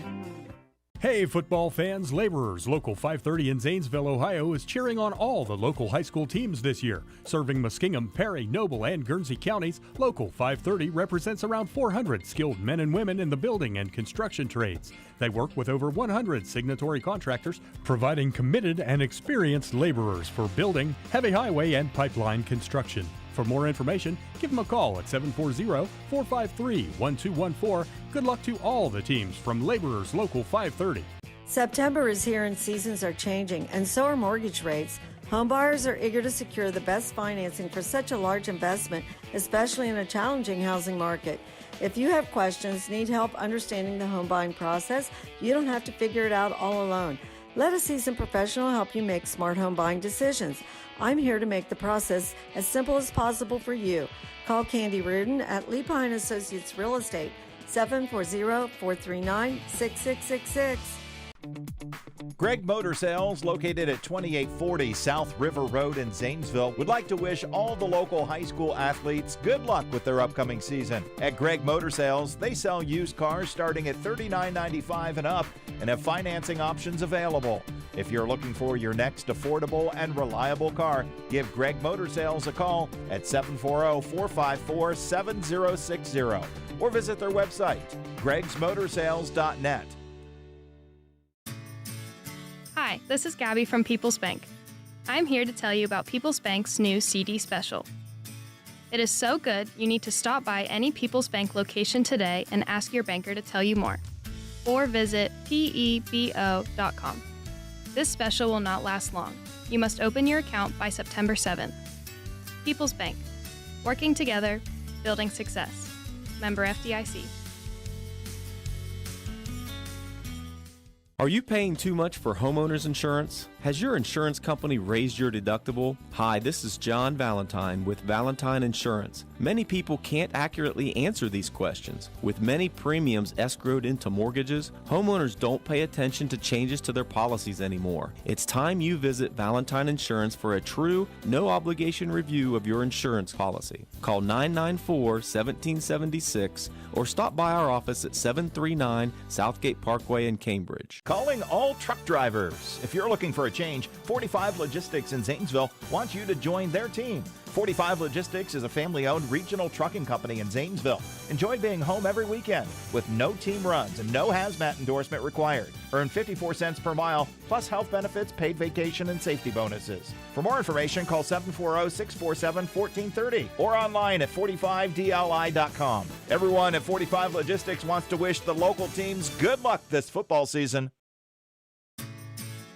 Hi, this is Gabby from People's Bank. Here on AVC I'm here to Sports. tell you about People's Bank's We're on new CD 98.5 special. NASH Icon, It is so good. 107.9 in Cambridge. We are on YRPtv YouTube tonight as well. An interesting game so far, Plaz. A lot of interceptions being thrown. Close football game, but a very sloppy football game here in the first half, Dave. Well, our scoring recap here and our halftime show here, our halftime portion of our broadcast, brought to you by Laborers Local 530. I couldn't handle that alliteration there for a second. Laborers Local 530, our halftime report sponsors. To recap the scoring, John Glenn got on the board first in the first quarter on a 6-yard pass from Noah Windland to Ryder Pennington, and the PAT by Will Nikolazakis made it 7-0 in the first quarter, and that capped off a 12-play drive for John Glenn. Next scoring play, second quarter, lightning in a bottle there. Second play from scrimmage, Noah Windland took it 51 yards to the house on a nice play fake to Lincoln Gilcher. 51 yards all the way for Windland. 3:49 left until half, and the Will Nikolazakis extra point was good, and that 2-play drive made it 14-0 John Glenn. But New Lex got the kick back. They took it from their own 22, an 11-play drive. They got in the end zone with 35 seconds left until halftime. Stevens on a 6-yard run, and the PAT was good to make it 14-7. John Glenn mishandled the ensuing kickoff and forced all the way back down inside the 20-yard line. New Lex made him run the football, and they called their timeouts and made John Glenn punt the ball. New Lex had one more shot at it, but really didn't. I don't think Stevens had the arm to get it into the end zone from where he was at, so he tried to throw a medium-range pass, and it was incomplete, and that ended our first half of football. Very interesting. There was lots of action and lots of possessions. My goodness, I'm just looking here on my chart, Plaz. 1, 2, 3, 4, 5, 6, 7, 8, 9, 10, 11, 12 possessions in the first half alone. And, you know, a lot of those ended in interceptions. I've never seen a game where both teams, both coaches, have no trouble going for first down on fourth deep in down, their own territory. deep in their own territory, with more than just a yard or two to pick up. I mean, no hesitation, and 5 interceptions, and 4 by the New Lex quarterback. That's the difference of this football game right now. If it wasn't for that, we don't know where we'd be. And if you're John Glenn, you're thinking, all right, in the locker room, we've got to do a better job of capitalizing on those turnovers. If we force a turnover, Yes. we've got to do a better job of capitalizing on it. And they're probably going to, Coach Edwards, he's going to rely on that ground game. Then he's still going to pound the football with Lincoln Gilcher, I'm pretty sure, in the second half. Now, on the flip side of the coin, Plaza, if you're in New Lex's locker room, you're thinking, our quarterback just threw 4 interceptions in the first half, and we've got all the momentum back. Exactly. Yeah, you've got to feel pretty good about the fact that you're only down 7 with what you've been through there in the first half. So I'm sure that the coach board is being very positive with his young men. Said, guys, we got a great chance to pick up a win here on the road. Right. Go to 3-0. I mean, they're not out of this game by any stretch of the imagination. And I'm sure he's got to be coaching up his young quarterback. Hey, you know what? You've turned it over, but they've made a couple of really nice plays to make those interceptions. We've just got to be a little bit more careful, I think, in their terms of their play selection when he's throwing the football. He and really a couple of those were predicated because there was some good pressure on him by the front of John Glenn. And it'll be interesting to see how the offensive line of New Lex holds up here in the second half, because there is a huge weight disadvantage that they have against John Glenn. John Glenn's got some nice-sized players up front on their defensive line. And I would not be surprised, again, to see some sort of change here from New Lex and see maybe some shorter throws. where Stevens isn't trying to force it down the field so much. Maybe some of those out in the flat, maybe some of those more bubble screen kind of things, something that he can get his confidence back with, because they're going to need him in this game and on down the road too. And you don't want to just, ruin his confidence here in week 3. Right, and you bring up a good point, that the big play that they had right there in the first half, he found the running back Kellogg out in the left flat wide open and picked up 40 yards on that play, which helped and that was in that huge. That touchdown drive that they had right there before the half. That was a huge play in the momentum of this half. And as we said, it seems like New Lex has just regained the momentum here, because they were down 14-0, they scored, then all of a sudden John Glenn's backed up. They've got a little bit more pep in their step, and all of a sudden, they've still got a chance to maybe tie it on the last play of the half. So I'm sure Coach Board not happy about the way some of the things went in the first half, but happy his kids hung in there and they've battled and they've got this down. It's a 14-7 game at the half. Again, we've got some great sponsors for tonight, including our halftime report that's brought to you by Laborers Local 530. And our game sponsors tonight: Patrons Buckeye Mutual Insurance, Doane Ford, People's Bank, Valentine Insurance, 45 Logistics, Candy Reardon, the realtor with Lepi and Associates, Laborers Local 530, WB Green Insurance, West 40 Auto Sales, and Greg's Motor Sales, all sponsors of tonight's football game. And we certainly appreciate everything that they have done for us and our ability to bring you this football game tonight. Plaz looking ahead. We've got some things to come up with here. We've got to come up with a drive of the game from Patrons Buckeye Mutual Insurance. We need a play of the game sponsored by King Carpet and Swimway Pool and Spa. And if I was going to pick a play of the game in the first half, I'd probably have to go with that Noah Winland 51-yard touchdown. I think that's pretty much a no-brainer right now as far as play of the game. Drive of the game almost would have to be, as far as New Lex is concerned, that one where they were able to put the ball in the end zone. Yeah, their last right there drive before the half. Yes, because that drive allowed them to stay in this football game. And if it was John Glenn perspective, you would say it was their first possession of the game. Yes. Very efficient. They drove the length of the field.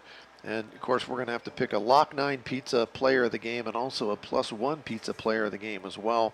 All that will be coming up here as we'll have to make some decisions as this second half rolls on. Our post-game report to this evening will be brought to you by People's Bank as well. So we've got lots of things that we're still going to be talking about as this game progresses, and it's going to be interesting to see how this plays out because, as we've said, New Lex down 14-0, and if John Glenn could have capitalized a little bit more on some of the turnovers they forced, this game would have been out of hand already. Now it's a 7-point game, and we've still got a whole half of football to play.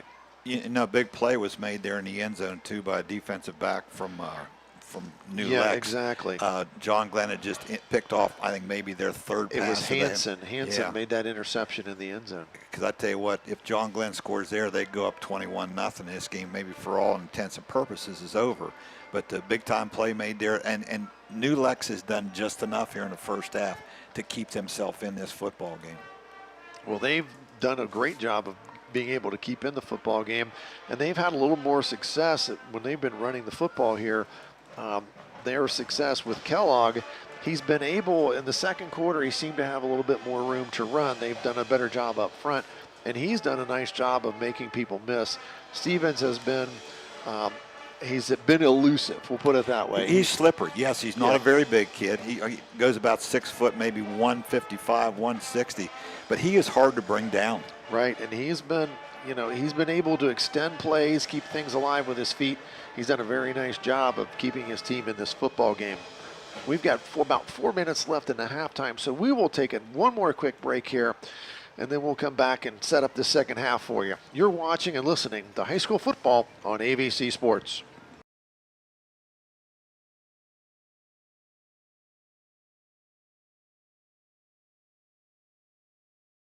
I'm not buying till I check on Ford.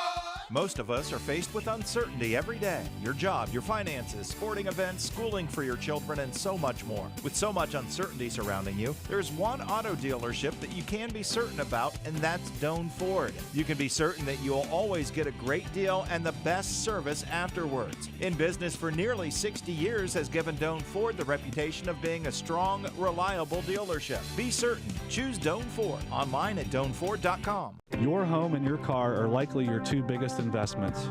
Protecting them from unexpected damage is a prime concern to WB Green Insurance.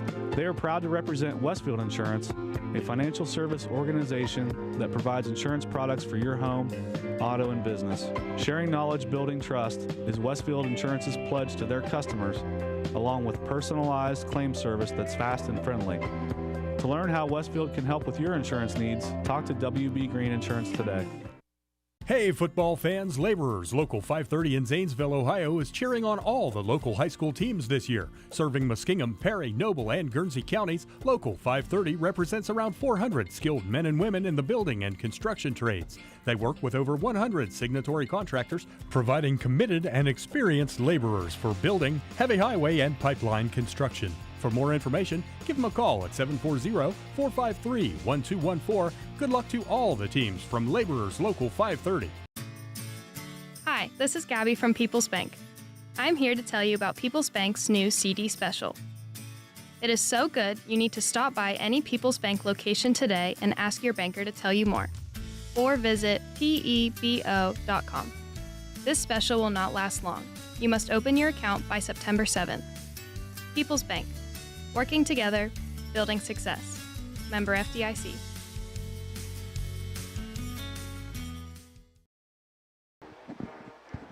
Dave Hilliard back in New Concord.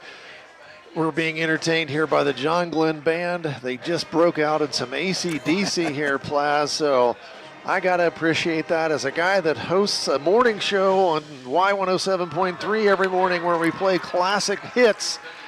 Boy, that's definitely a classic hit as the John Glenn Band breaks out the AC/DC and Thunderstruck here to end up their halftime show at this football game. 14-7, John Glenn leading this game.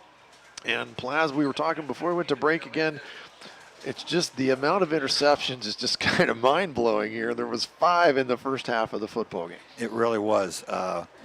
Everything else other than that, the stats were pretty even. I had 130 total yards for New Lex in the first half, 7 first downs. John Glenn, I had them for just a little more, 150 total yards and only 4 first downs. Not very many flags on the field. It was a pretty clean first half. 2 penalties by each team. New Lex penalized 15 yards as opposed to only 12 for the Little Muskies. So. And the big penalty, though, was that really helped New Lex get in the end zone there was the face mask where Stevens just ducked under the pressure and they just grabbed his helmet. And it was unintentional. Yeah, I mean, it's just one of those, you're going to make the tackle and he ducks his head, and that's what he came up with. And that was a huge play in that drive that ended up allowing the Panthers to score right before the half. That was a huge play in this football game so far. So we're looking to see here what happens in the second half. And as we pointed out, New Lex got the momentum back, and of course they get the football here to start the second half. So we're going to see, can they score and make this game a tie football game, or can John Glenn get a defensive stand going here and maybe get some momentum back of their own to start the second half? I'm impressed with the running back from New Lex, Carson Kellogg. He has carried 12 times, 42 yards, and they are all hard-earned yards. Nothing's been easy for that young man here in the first half. And as we said, the quarterback, Isaiah Stevens, 8 carries, 35 yards. He is tough to bring down for no bigger than what he is. He just seems to find a way to bounce off every tackle. He does. And then he's been very elusive in the backfield. So it's been an interesting, just lots of action and lots of possessions by both teams. Sometimes you go through and you see maybe about 6 possessions in the first half. Each team gets 3. The clock runs. There's a lot of plays. Boy, not in this one. I mean, we've seen turnovers, which lead to extra possessions. There's been punts. We've seen a little bit of it all here today. So, interestingly enough, John Glenn has done enough to get themselves a 7-point lead. So, Coach Edwards, at least, you're in the locker room. Hey, we're talking about this game. We're in front, at least. So, Yeah, they can't be happy with what's going on. I mean, they've been given every opportunity to break this game wide open and just haven't been able to do it. Right, they're going to have to do a better job here. As we said, if they can get some more turnovers, they're going to have to convert those turnovers. They're going to have to convert those into points in this second half. Windland has looked good throwing the football. He's been on target tonight. He's just got the one interception. Stevens has been, as we said, elusive, but he's thrown the ball to John Glenn way too many times tonight. And again, I'm going to give John Glenn some credit there. They've made a couple really nice plays to get those interceptions. So John Glenn, both teams back out here on the field finally. And I always feel like the halftime at high school football takes forever. It does seem that way. Well, you know, it's 20 minutes, but then, you know, they put extra time out there. Another 3 minutes on, yeah. So you can warm up some more after you come back. I don't know. I was out at Union Local in week 1 of the season, and that's where famously the band director got ejected from the game a couple of years ago. And I was asking some of the guys about that, and they're like, oh, yeah, he wouldn't get off the field. And the officials said, you're out of here.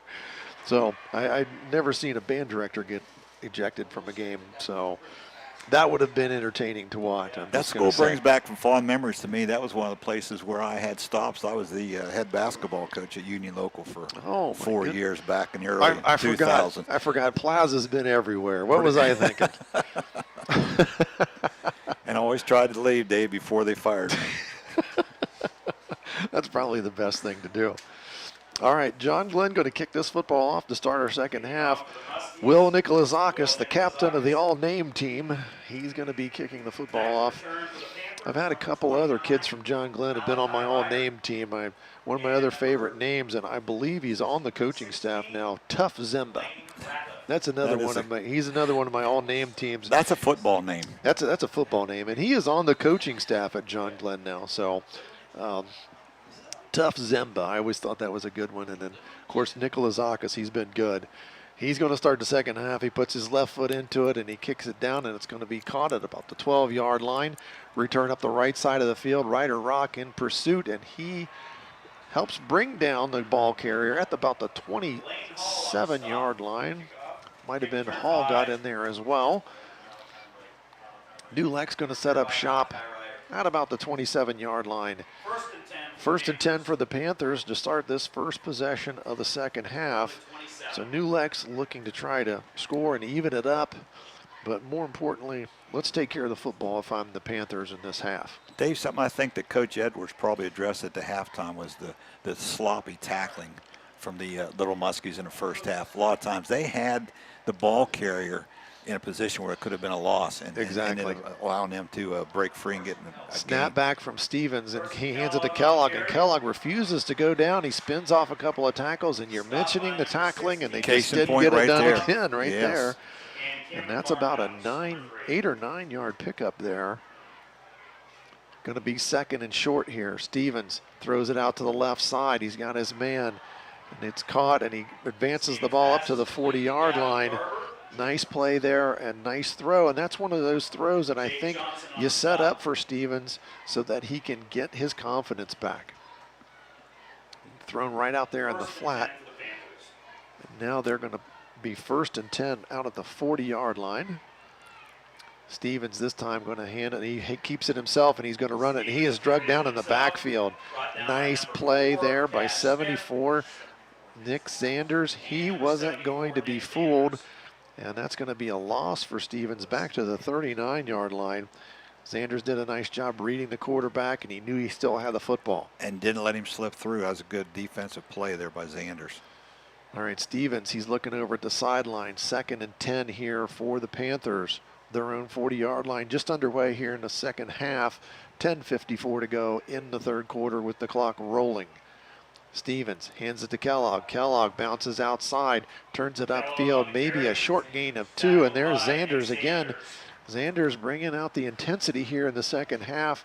He's made the last 2 tackles, and that's going to be a short gain and bring up 3rd and 8 now for the Panthers, although we've seen their ability. They're willing to go for it on 4th down from just about anywhere on the field. I say it seems like no matter where they're at, it's 4th down territory.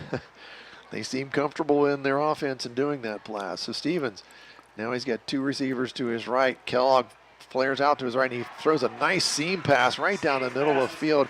He gets his man Bentley Hansen in stride across the John Glenn 40-yard line, and he's finally brought down at the 35-yard line of John Glenn. A nice throw on a rope from Stevens. Quickly to the line of scrimmage, and they're going to hand it to Kellogg. And Kellogg, he's got nowhere to go, and he was already down. And there's Zanders again.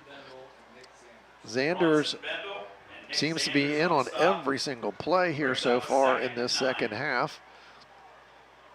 And that's a short gain of maybe a yard there for Kellogg. They try to get up to the line of scrimmage. You know, you get that big play and you want to get up there and run your play again. And here's a counter. This time Kellogg, he runs into a wall of defenders and he burrows ahead for a couple of yards. He's going to get up to the 30-yard line. And that's going to bring up a 3rd and 5 for the Panthers. They ran that counter action on that, and he had a convoy there, Plaz, but John Glenn did a nice job limiting that to a pretty short game. Stevens now rolls to his right. He's wanting to throw it, now he might have to run it, and he finds his man down at the 20-yard line, and it's caught, and he breaks a tackle running across the field. Braglin is going to get all the way across the field and into the end zone. A great individual effort by Jarek Braglin. Breaks a tackle. It looked like he was going to go out of bounds on the right side of the field, but reversed his field, made people miss, and got all the way into the end zone. What a great individual effort there by Braglin. And we talked about the shaky tackling from the John Glenn Little Muskies in the first half. Well, it hasn't improved here in the second half. 30-yard touchdown pass. And I see a penalty flag, and I'm not sure what's going on here. But they're marking the ball back on the 19-yard line. Would he have stepped out of bounds on the other side? Puts the ball on the 19. I don't think there was a penalty, but it advanced the ball to the 19, so it had to be after the catch. So now it's first down on the 19-yard line for the Panthers. John Glenn catching a break there. That negated a touchdown. Nice effort there from Braglin, and there's a handoff in the backfield, and man, whoa. Wow. What a play in the backfield. Number 70 for John Glenn. Kean Barton, he was almost in the backfield with the running back on that play, and he slams Kellogg to the ground, and that is another loss. That time, a loss of about 6 yards as the ball's all the way back on the 25. Barton, great defensive pressure. He broke through the line and was in the backfield before the New Lex knew it. Stevens trying to find a man. Wiggles out of pressure again, and he's got space. He makes people miss, and he's all the way down to the 15. They're pushing ahead. He's down inside the 15, maybe to the 12. Big pickup there by Stevens. All the way down to the 12-yard line. Stevens, again, pressured, but got out of trouble. Then made people miss. A big gain of 13 yards. Now 3rd and manageable for the Panthers down inside the 15-yard line of John Glenn. And there's an offside penalty. This time, John Glenn, they did the same thing in the first half, and that might be enough to give New Lex the first down. Ball's going to be marked down inside the 10 at the 8. And that is a 1st and goal for New Lex from the 8-yard line. New Lex, things going just the way they wanted to. They scored before the end of the half, and now they got the first possession, and they're on the doorstep again of scoring and evening this football game up in the 3rd quarter. Stevens, he keeps it himself, runs out to the right side, and he's tripped up. Nice play there. Cameron Barnhouse came in and made the play, and now there's penalty flags flying right at the point of that tackle. And it's a personal foul against John Glenn. Plaz, I didn't quite see what happened I didn't there. either.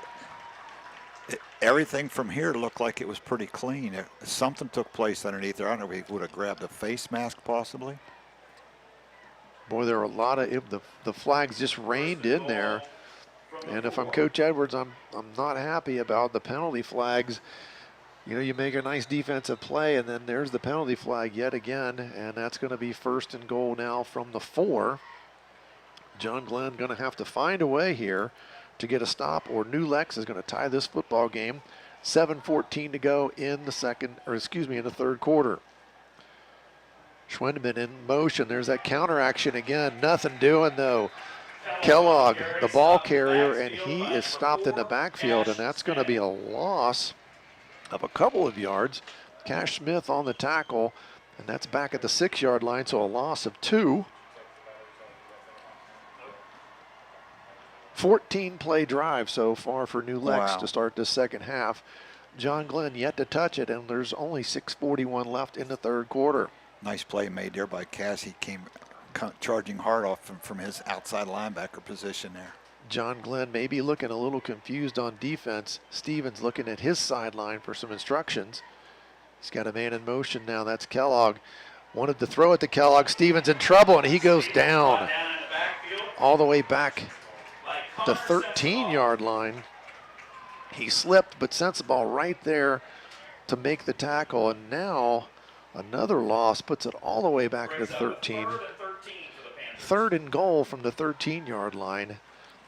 And now John Glenn, they're thinking we can make the stop here. They brought some fresh bodies in here on defense. It's been a long drive to open the second half for the, yes, for the Panthers. Has. 5:51 to go. Stevens straight back.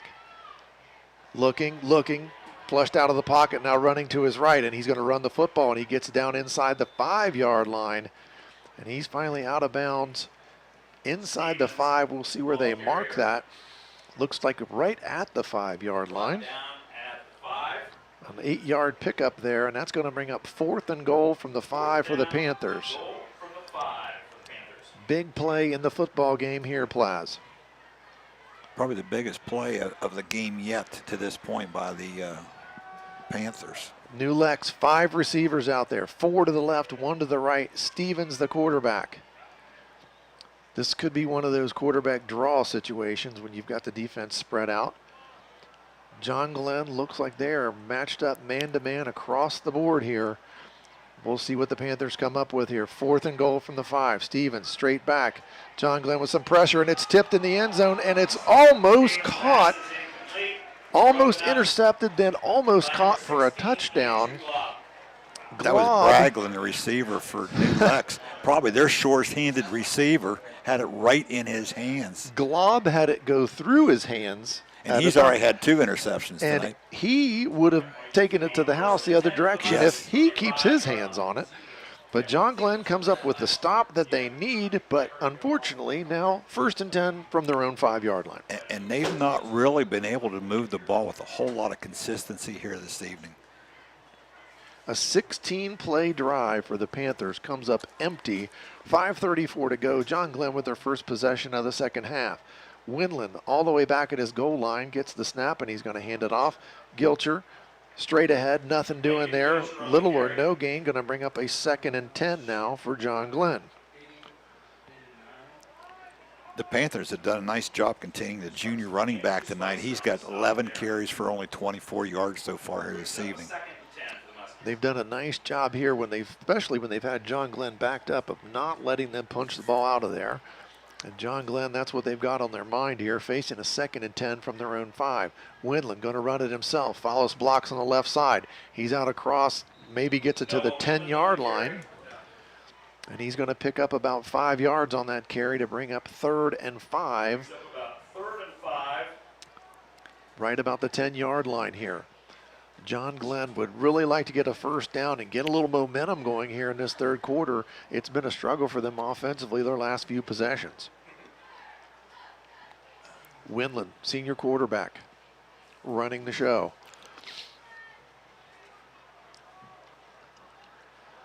Snaps back, throws the ball. It's caught. Gilcher's got it, and he gets out across the 15-yard line, and I think he's picked up that first down, and he has as they move the chains. Nice throw and catch there. Gilcher gets that first down out at the 16-yard line. So some breathing room now for John Glenn.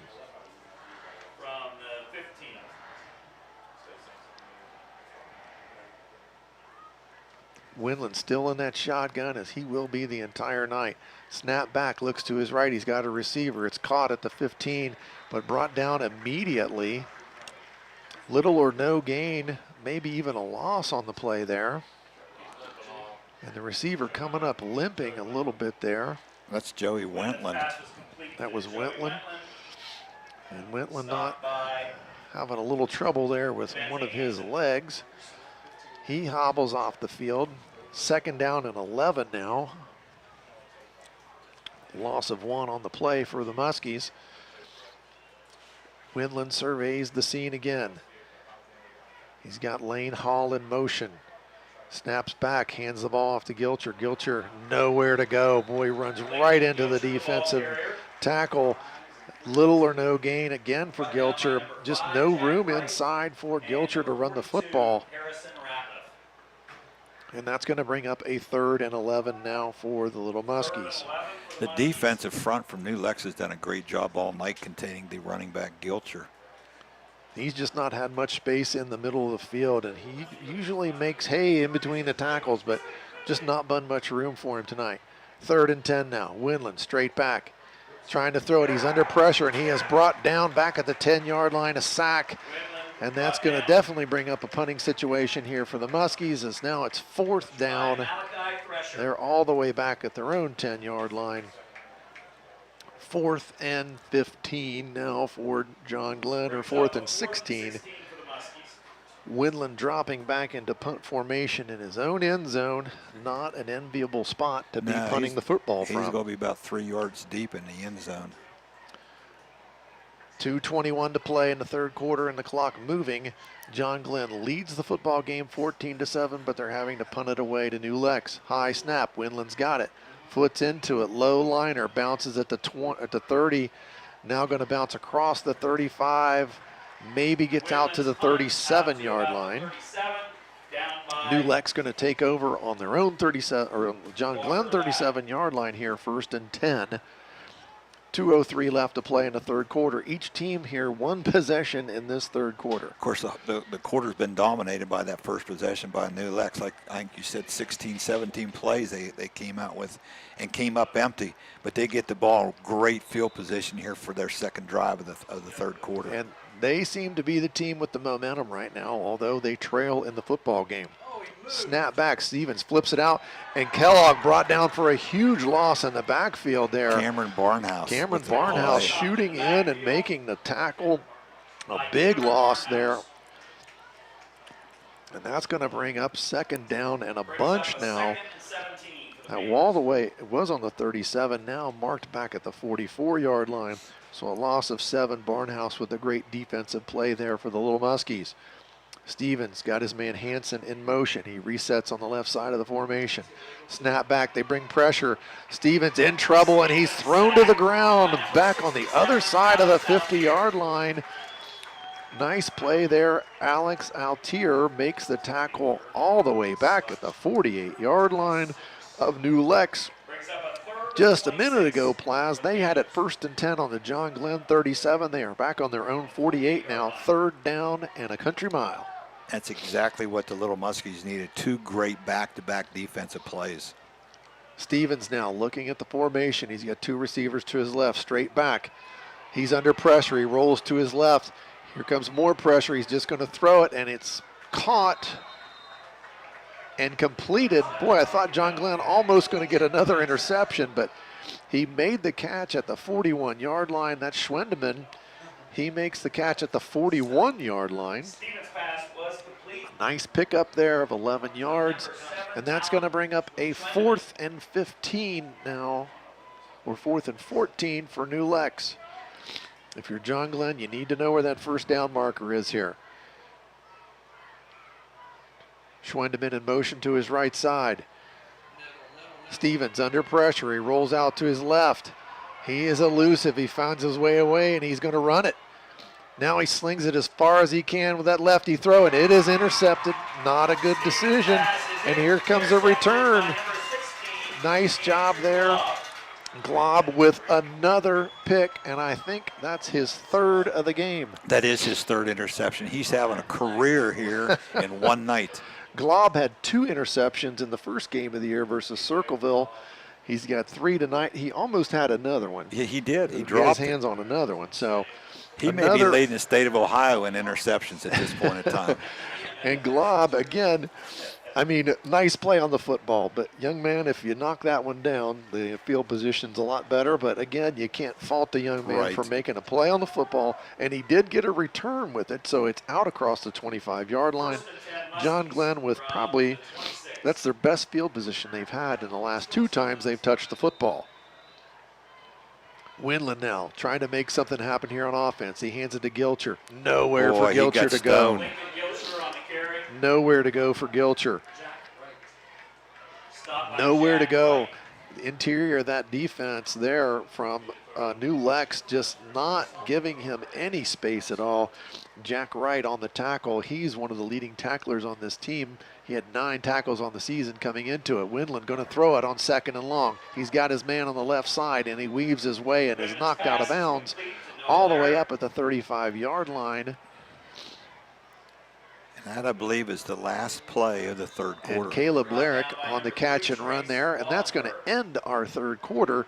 John Glenn clinging to a 7-point lead, 14-7. We'll be back after a short break. You're watching and listening to high school football on AVC Sports.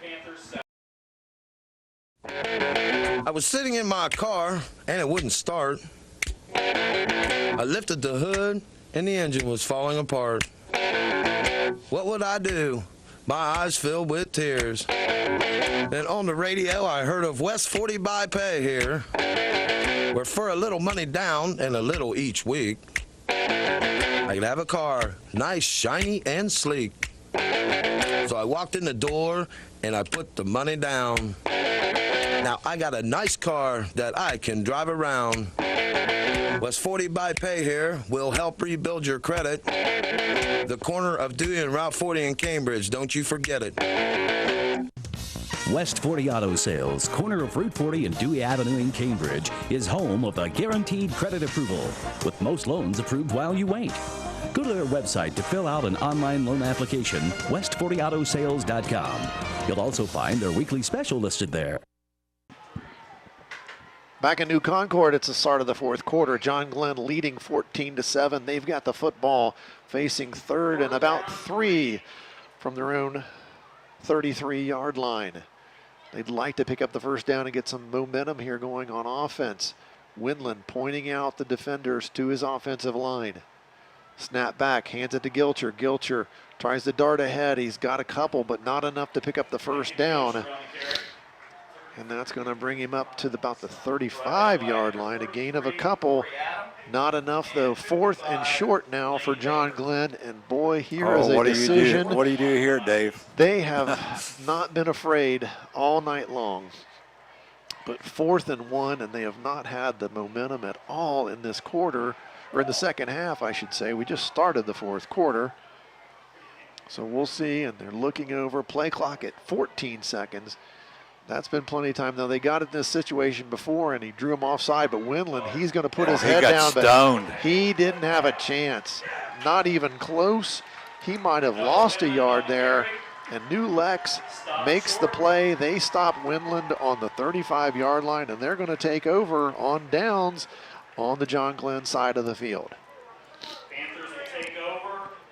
He clapped the one time, trying to draw him offside like he did the first time. That was unsuccessful, and they went ahead and ran the play.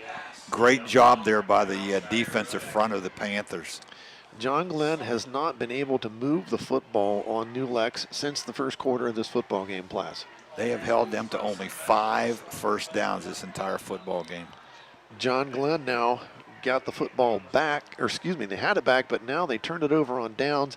New Lex again, great field position on the John Glenn 35, but the last time the John Glenn defense was up to the task. Stevens hands it off to Kellogg, and Kellogg wrapped up in the backfield and thrown to the ground.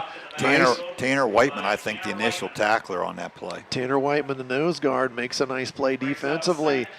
And again, Whiteman in the backfield, forcing a loss here, and now this is the same thing happened to New Lex the last time. They got the ball in John Glenn territory, and they started moving the football backwards. A nice play there by Whiteman to start off the John Glenn defensive effort. Stevens wanted to flip it out to his left. Now he's rolling to his right, and he's going to run the football, and he makes people miss, and he gets it all the way down inside the 30, down to the 25-yard line. And it looks like he might have picked up the first down. And boy, he made Cameron Barnhouse look bad right there. He faked Barnhouse out of his shoes, got it all the way down to the 24-yard line, and that's a first down for New Lex. Dave, that's one thing that John Glenn hasn't done very good a job of tonight, was that's containing the quarterback. Stevens looks to his left, fires it across the middle, and it's caught down at the 15-yard line. And that's all the way down there to Schwendeman. He makes the catch, and he's going to pick up about 9 yards. And it's second and short now for New Lex. Clock running, 10 minutes to play in the football game. If we just started this fourth quarter, New Lex on the attack. Stevens surveys the scene. He's going to hand it off. He fakes the handoff, now rolling to his left. He's directing traffic. He throws it, and it's dropped. Nope, it's caught. No, it's a touchdown. He made a catch over the defender. What a great catch. I haven't seen many officials with their hands in the air, but New Lex players were celebrating, and it is a touchdown. The guy in the white hat needs to be a little bit more demonstrative there, because we just didn't see much, and I think the pass was caught by Hansen. I believe it was, yeah. Nice throw made that time by Stevens. And Stevens on the move, and he was directing traffic a little bit there, and that kick is blocked. Nice play there. Cameron Barnhouse got in there and blocked the PAT. So the PAT has blocked, and that's going to keep our score John Glenn 14, New Lex 13. You're listening and watching high school football on AVC Sports. Hey football fans, Laborers, Local 530 in Zanesville, Ohio is cheering on all the local high school teams this year. Serving Muskingum, Perry, Noble, and Guernsey counties, Local 530 represents around 400 skilled men and women in the building and construction trades. They work with over 100 signatory contractors, providing committed and experienced laborers for building, heavy highway, and pipeline construction. For more information, give them a call at 740-453-1214. Good luck to all the teams from Laborers Local 530. All right, game reset. John Glenn leading this football game 14-13. New Lex just scored on a really pretty pass from Stevens to Hansen, although none of the officials seem to want to make this. I've never seen anything like it. I mean, the players celebrated, and not very many of the officials put two hands in the air to let us know. But it was a touchdown, a 15-yard pass. The PAT, though, blocked. A great effort from Cameron Barnhouse. He blocks that point after touchdown. So John Glenn leading 14-13 now. 9:43 to play here in the football game. And let's face it, Plaz, John Glenn has got to do something to get a couple of first downs. They've had one first down this whole second half. And New Lex has definitely dominated the half, and probably feel bad in the fact that they're still down by one. And there's a little pooch kick, and it's caught short. No, it's dropped. And John Glenn does fall on it on about the 30-yard line. Boy, he looked it right into his hands, all the confidence in the world, and then the next thing you know, Cash Smith tried to run with it, before he actually had it secured. Very fortunate for John Glenn that they got that football back. Now, I've got to wonder about, it did almost create a turnover, but you're giving John Glenn decent field position. When they've kicked it deep, they've been able to pin him back there, and that's where they've changed field position. Right. But that time, now John Glenn's got it out at the 32-yard line. Maybe a little more breathing room with something that would help this offense. We'll see what John Glenn can come up with here. Flips it out to Gilcher. Gilcher trying the right side. He cuts back a little bit, and here's one of the first positive plays Gilcher's been able to make here with the football, and he picks up about 3 yards out to the 35. That's saying something, when you say that's a positive play, but it's still only gained 3 yards. Yeah, and that's when the Panther defense has been dominant here in the second half. Defensive line, they have not been able to get them blocked. There's just been nowhere for Gilcher to go. Windland now fakes the handoff, throws it out on his left, and he's got his man, and he's brought down at about the 38-yard line there. Fox on the reception, and it's marked out at the 39-yard line, so a pickup of 4. 3rd and 3 now here for John Glenn. Needing a first down just to convert and keep the chains moving and get some momentum offensively, something they've not been able to do this entire half and basically since the end of the first quarter. Windland going to run it himself. he's stacked up, and he's not going to get that first down. They're going to bring him down by a short gain of maybe a yard.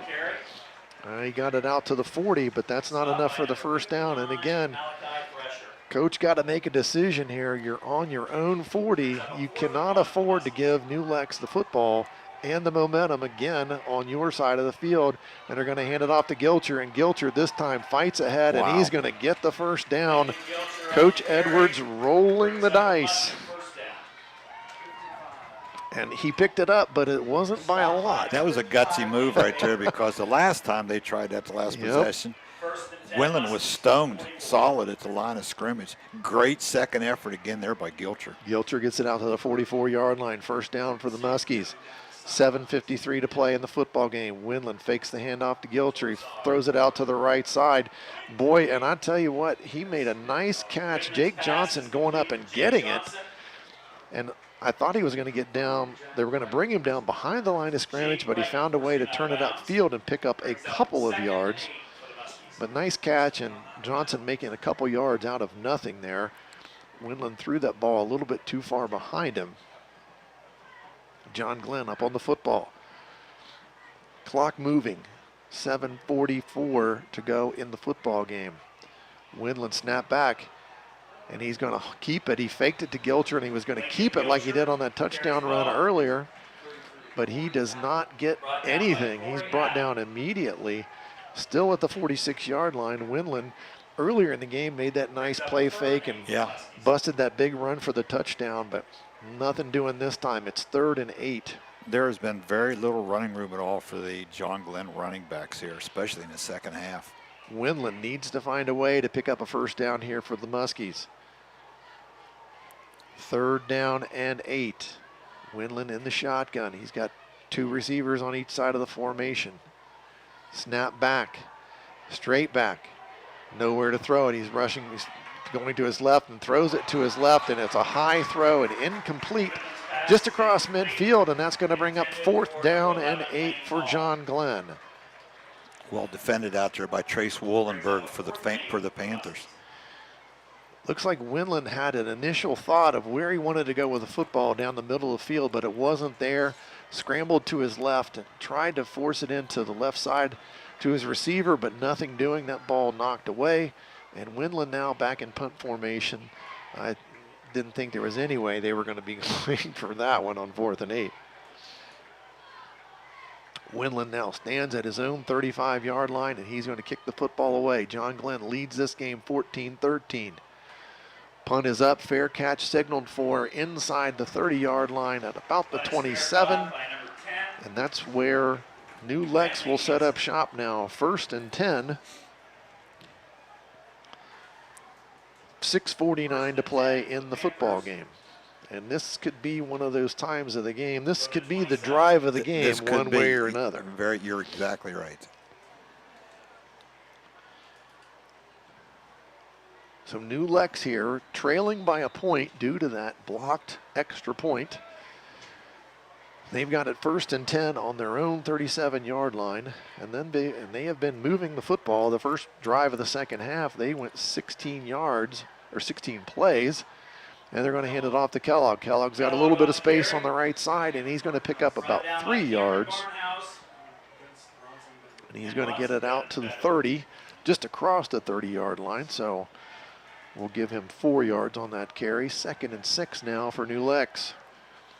Stevens, he's going to hand it off to Kellogg again. Kellogg gets out of a tackle, spins forward for a couple more, gets it out to the 35-yard line.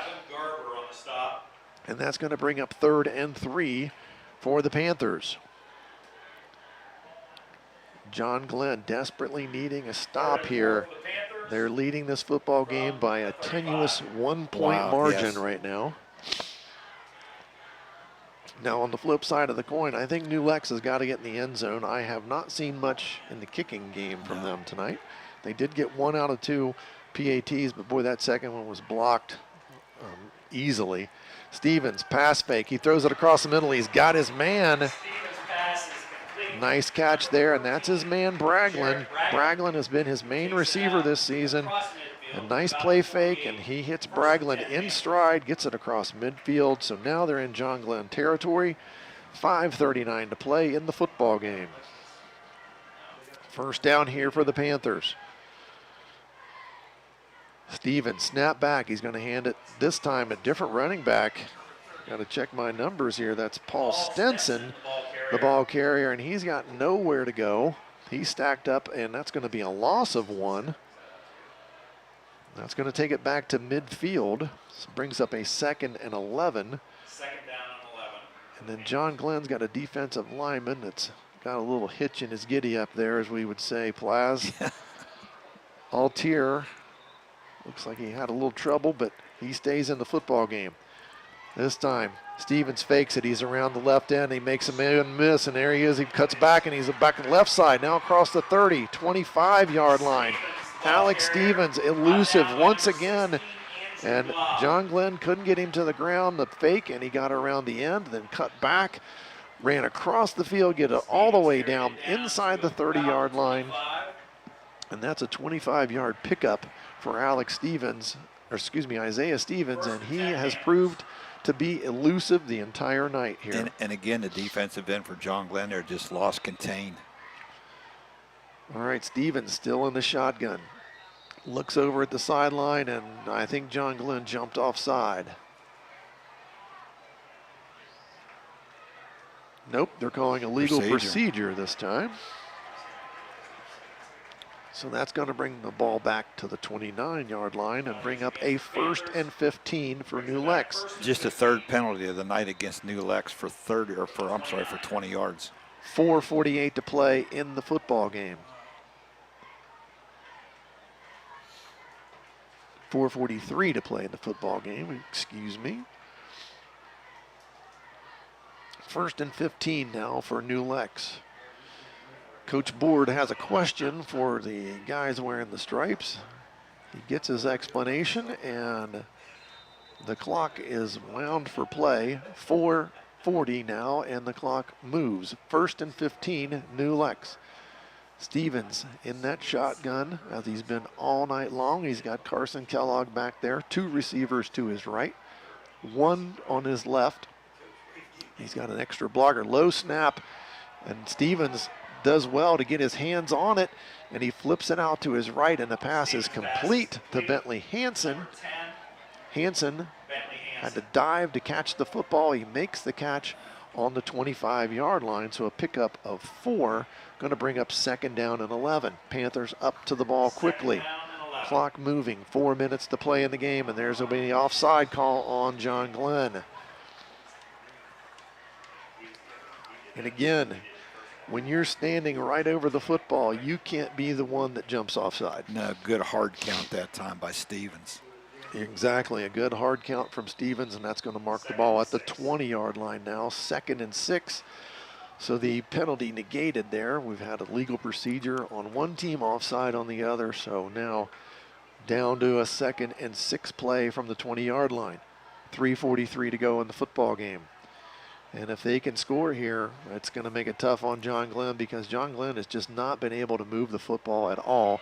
Stevens out to his left, and he throws the ball out of bounds. Stevens throws the ball away. Good pressure put on there by Bendel. Good pressure there. Bendel came up from his linebacker spot and forced Stevens to run away from the line of scrimmage. And boy, running backwards, tough to get anything on the throw.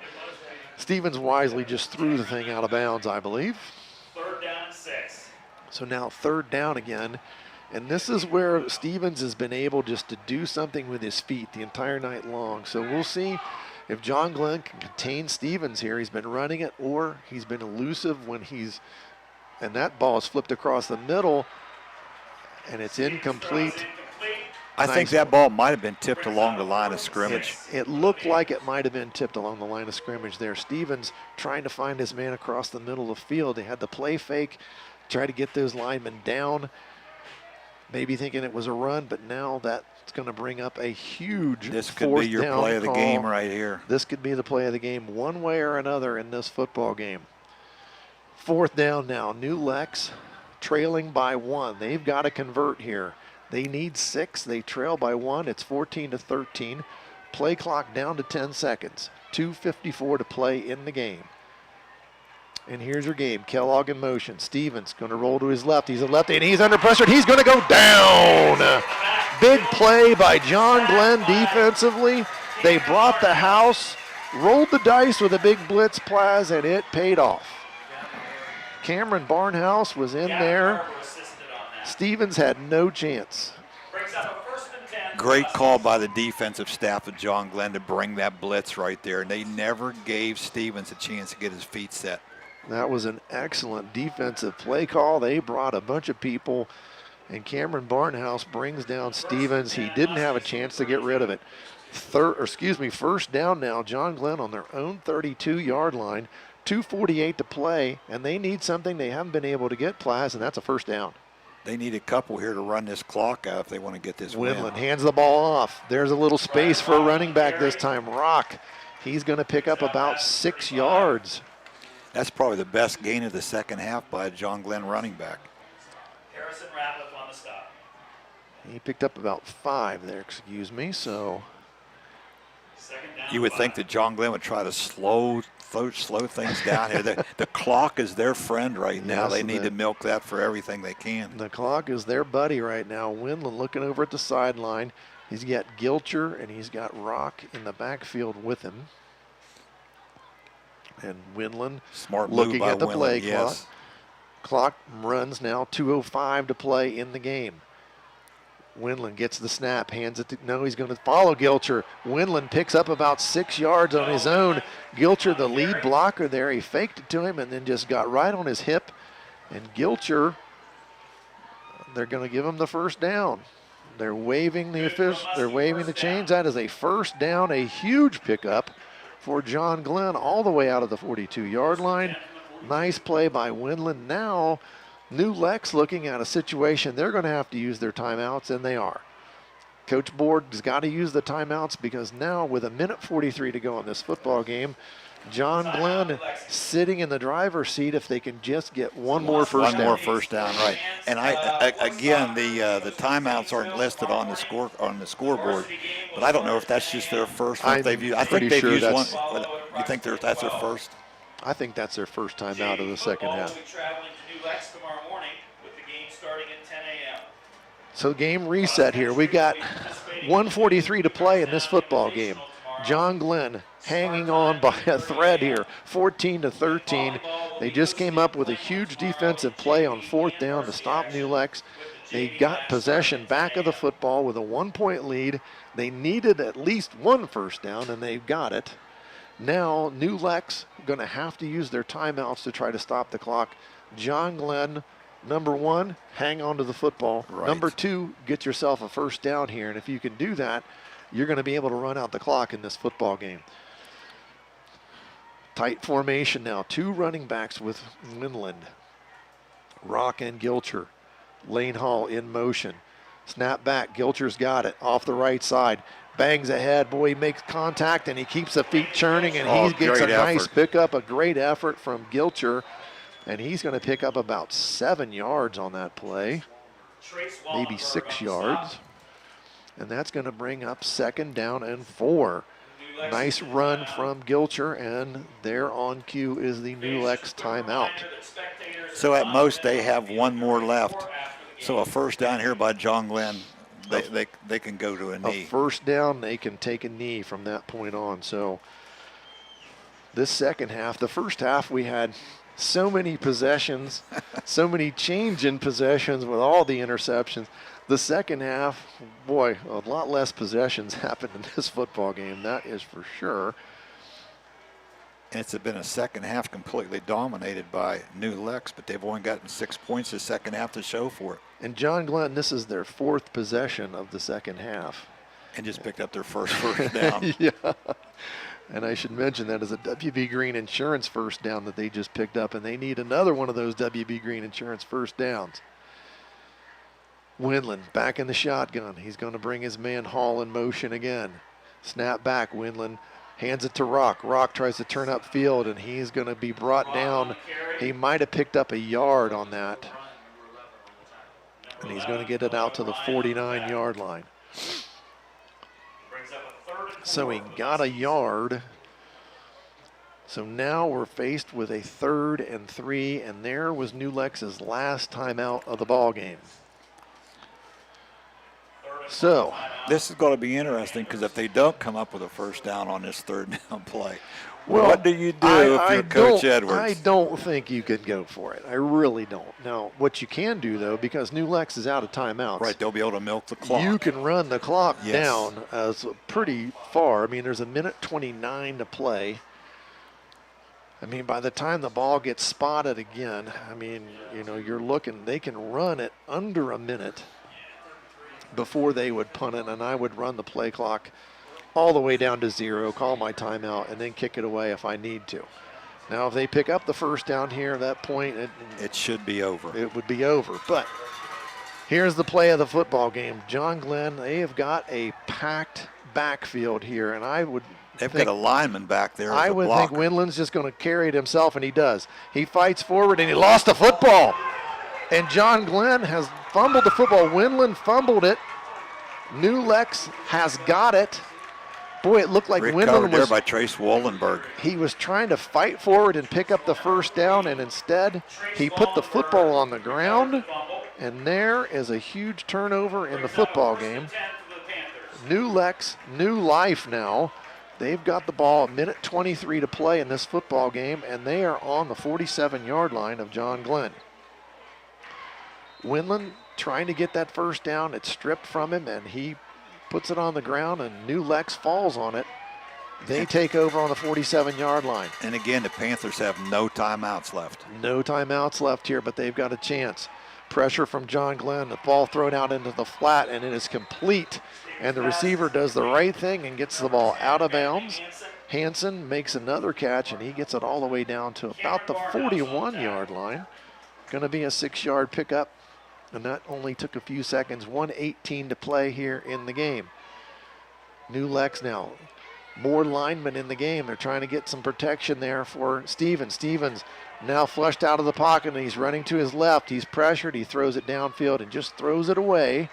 A wise move there, nowhere to go with it. When you do go to that one side of the field, boy, that closes off all the passing lanes. So he really didn't have anywhere to go with it. But good thing for him being a left-handed passer, he was rolling out to his left, which makes it an easier throw for him. But he just had nobody open to get it to. All right, 3rd down and 5 here for New Lex. Stevens standing back on his 46-yard line. Gets the snap back. John Glenn bringing some pressure. High throw, and it's out of one receiver's hands and into another one. Penalty flag is thrown, but I'm not sure why. It came out of Hansen's hands, went right through his hands and into the hands of Braglin. And they're having a discussion about the penalty flag. The clock has run down to 1 minute to go here in the football game. And I'm thinking, are they trying to decide, are they giving it the completion? Are they taking the penalty? What are they doing? Because they did, I believe, call a penalty on John Glenn, although we're not getting much on the mechanics side from the officials tonight. Nothing. We've got nothing. We get no signal. Finally, we get a signal. And they're going to say it's pass interference. The ball was tipped, but they're calling pass interference, and I'm not really sure how you do that one. First down now for New Lex, 26-yard line of John Glenn. Snap back, and Stevens just going to ground the football there to save some time. Clock down to 54.3 seconds to play. 26-yard line. New Lex with the football. Not sure how they came up with pass interference on that call, Plaz, when the ball was tipped. Exactly. Stevens in the shotgun. Back to a 4-receiver set for the Panthers. He throws it out, and it's almost intercepted. Nice play there by Barnhouse. He got out in the passing lane, and that could have ended the football game if Barnhouse could have come up with that one. It would have been a heck of an effort, but he did get out in the passing lane and knock that one down to bring up a 3rd down now for New Lex. 50 seconds to play in the football game. We got a barn burner tonight here, Plaz. It's been exciting. It's been kind of sloppy, but it has been exciting. 3rd down and 10 on the 26-yard line of John Glenn. Stevens has got 4 receivers out there, 2 on each side of the field. He fakes the throw. Now he goes to his right. He throws it back across the middle, and you do not throw it late across the middle. Barnhouse again. Barnhouse again almost comes up with an interception. And that's one thing that you always tell the quarterback. Don't throw it late back across the middle. And boy, Stevens was lucky that did not get picked by Barnhouse. Plus, being left-handed rolling to his right, he wasn't able to get Tough a whole throw. lot on that throw. That's a difficult throw. That is a tough Great throw. defensive play, though, again made by Barnhouse. 4th down now and 10 from the 26-yard line. New Lex needs 10 yards to keep this game alive. 44 seconds to play. Stevens in the shotgun, straight back, pressure from John Glenn, and he's out of the pocket again. He's going to his left. Now he's going to throw it deep down the right. It's up and caught, knocked away from, and Cameron Barnhouse with his 3rd straight defensive play to save John Glenn as he knocks the ball out of Talon Schwindemann's hands. Barnhouse, Johnny on the spot, 3 straight plays, and there's your play of the game. Without a doubt, I'm telling you what. And that was a good throw made by Stevens. Ball was in the hands of Hanson. And that is our King Carpet and Swimaway Pool and Spa play of the game. Cameron Barnhouse, and I'll just call it 3 plays of the game because he made 3 plays right in a row there defensively to save John Glenn in this football game. 14-13. 34.9 seconds to play. John Glenn now victory formation because New Lex is out of timeouts. All they've got to do is snap it and take a knee, and this football game is going to be over. Winland gets it, takes a knee on the 22-yard line. And that is going to end the football game. John Glenn defense wins football games still, Plaz. Yeah, I'm having a hard time believing what I just saw. Barnhouse also blocked the PAT. So I think I know who my John Glenn player of the game is going to be. We'll decide all that when we come back after we take a quick break. You're watching and listening to high school football on AVC Sports. Hey football fans, Laborers, Local 530 in Zanesville, Ohio is cheering on all the local high school teams this year. Serving Muskingum, Perry, Noble, and Guernsey counties, Local 530 represents around 400 skilled men and women in the building and construction trades. They work with over 100 signatory contractors, providing committed and experienced laborers for building, heavy highway, and pipeline construction. For more information, give them a call at 740-453-1214. Good luck to all the teams from Laborers Local 530.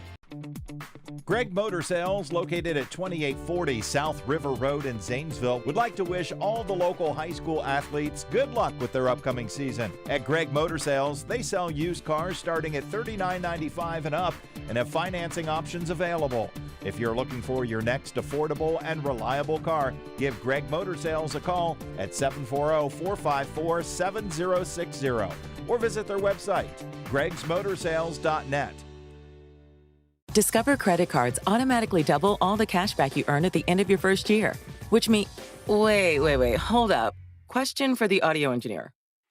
Go ahead. Did I read that right? Discover automatically doubles all your cash back? Yeah, that's what the script says. So if I get a Discover card right now, I can earn twice the cash back. Apparently. Wait! Unlimited first-year cash back match, only from Discover. See terms and learn more at discover.com/match. We're going abroad for the first time in years. To Spain. So we started using Babbel. And started learning Spanish fast. With Babbel, you can start having conversations in another language in just 3 weeks. ¿Cómo te llamas? ¿Cómo te llamas? When you learn a language, you want to actually use it. Babbel is designed with that goal in mind. In just 3 weeks, we're starting to have conversations in Spanish. Gracias, Babbel. Babbel, language for life. Now try Babbel for free at Babbel.com. That's BABBEL.com. We're back at New Concord, John Glenn High School. Plaz and I just saw an exciting end to a football game. it was a sloppy one at times, but Plaz, what a great ending to the football game. John Glenn hangs on and wins this one 14-13 to run their record to 3-0 on the season. You know, just one big play after another one there, especially in the fourth quarter. Boy, I'm telling you what, Cameron Barnhouse came up huge yes, he did. on that last defensive possession there for the Muskies. Well, again, and I'd like to thank all of our sponsors again tonight. Patrons, Buckeye Mutual Insurance, Doan Ford, People's Bank, Valentine Insurance, 45 Logistics, Candy Reardon, she's a realtor with Lee Pye & Associates, Laborers Local 530, WB Green Insurance, West 40 Auto Sale, and Greg's Motor Sales as well.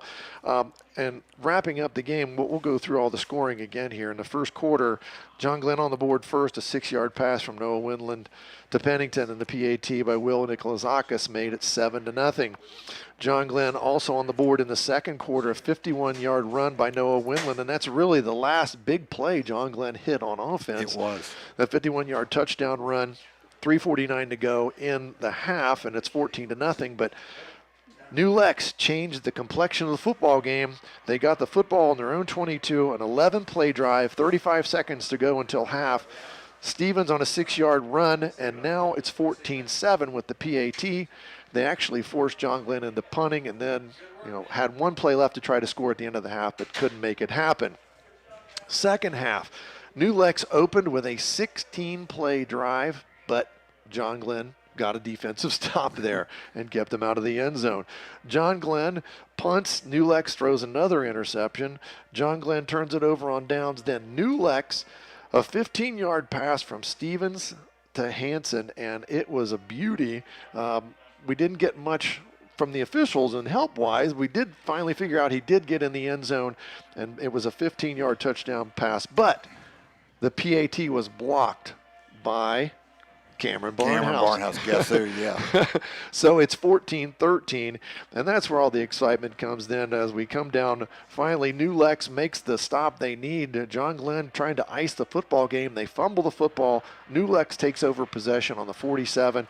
They get it down to the 26, but 4 straight plays, 3 of them all stops by Cameron Barnhouse, and that ends the football game as John Glenn comes away with a 14-13 win as Plaza and I get to view the beautiful supermoon coming up over the horizon to our right here. Yes. And it is orange tonight, and that is a really cool looking moon, and I have to point that one out. That's pretty cool tonight.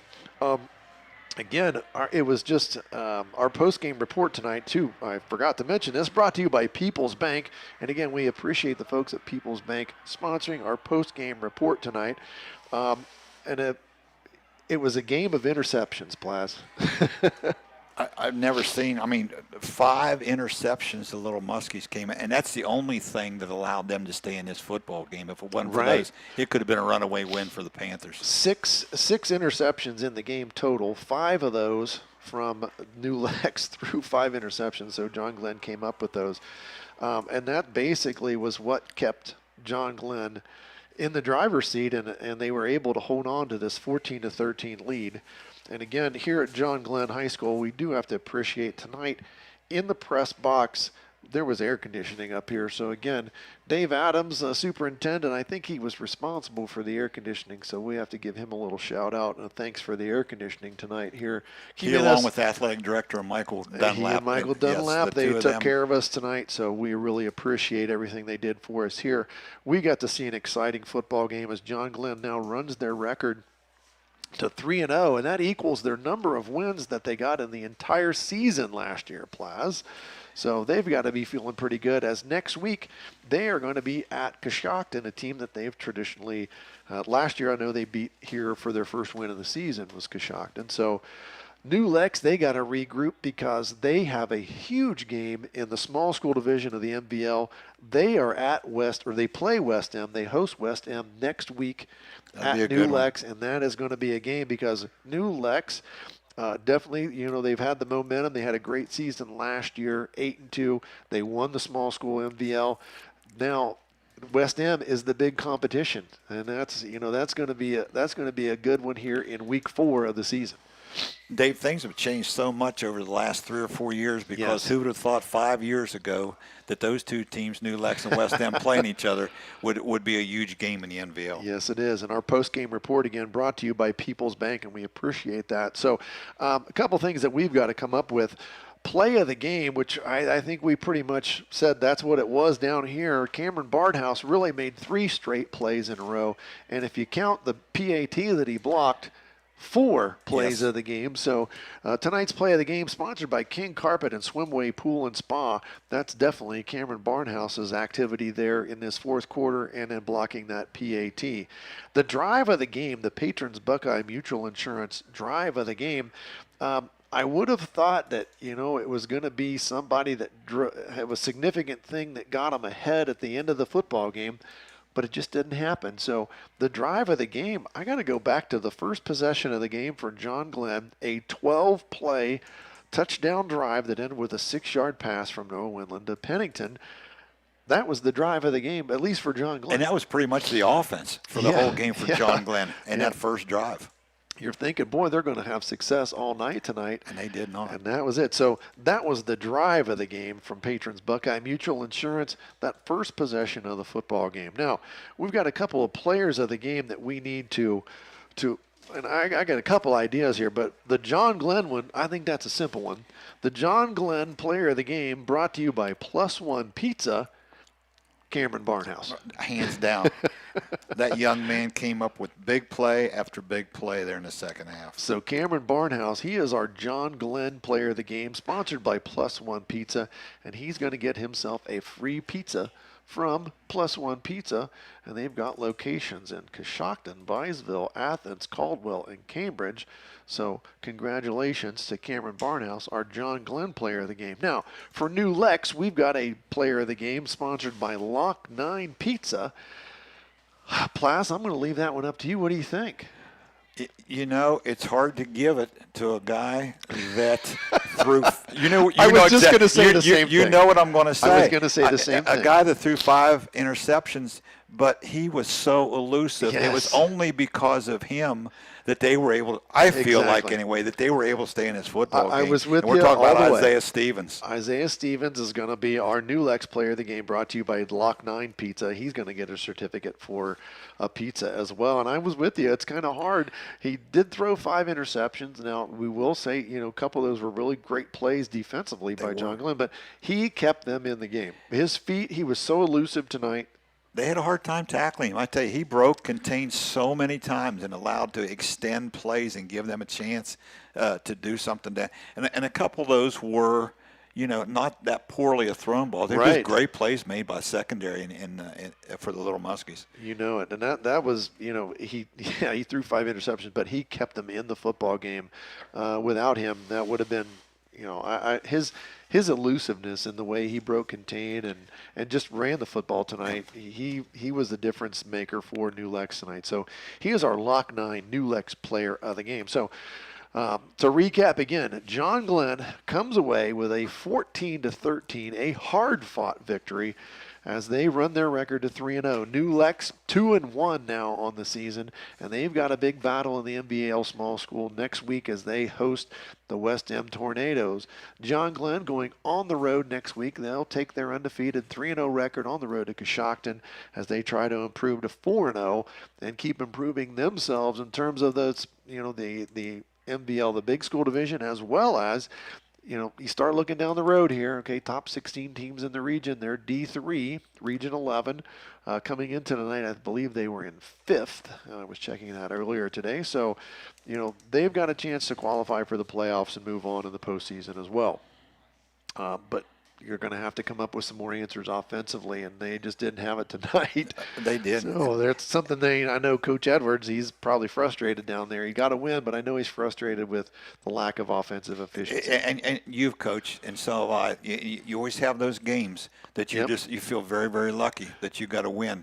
But you know you're going to have to get a lot better if you want to continue to pick up these wins week after week. Well, that's going to wrap up a really exciting evening that we had here in New Concord tonight, and thankfully myself being a new Concord resident, I got about a 1-minute drive home tonight, Plaz. I'm looking forward wish I could to say that. So again, John Glenn defeats New Lex 14-13. I'm Dave Hilliard with Mike Podlasiak tonight. We appreciate you all listening and tuning in on YouTube and on the radio. We certainly had a good time bringing you the football game tonight, and everybody else here, the sports staff, camera people, everyone that helped bring the game to you tonight. We appreciate all their hard work as well. Again, I'll be off next week myself, so I might just go watch a game somewhere. I'm off next week also. I think I'm going to stay right in Caldwell and watch the Monroe Central Seminoles and the Caldwell well, there Redskins. you go. Sounds like a good idea. Thanks for tuning in tonight. You've been watching and listening to high school football on AVC Sports.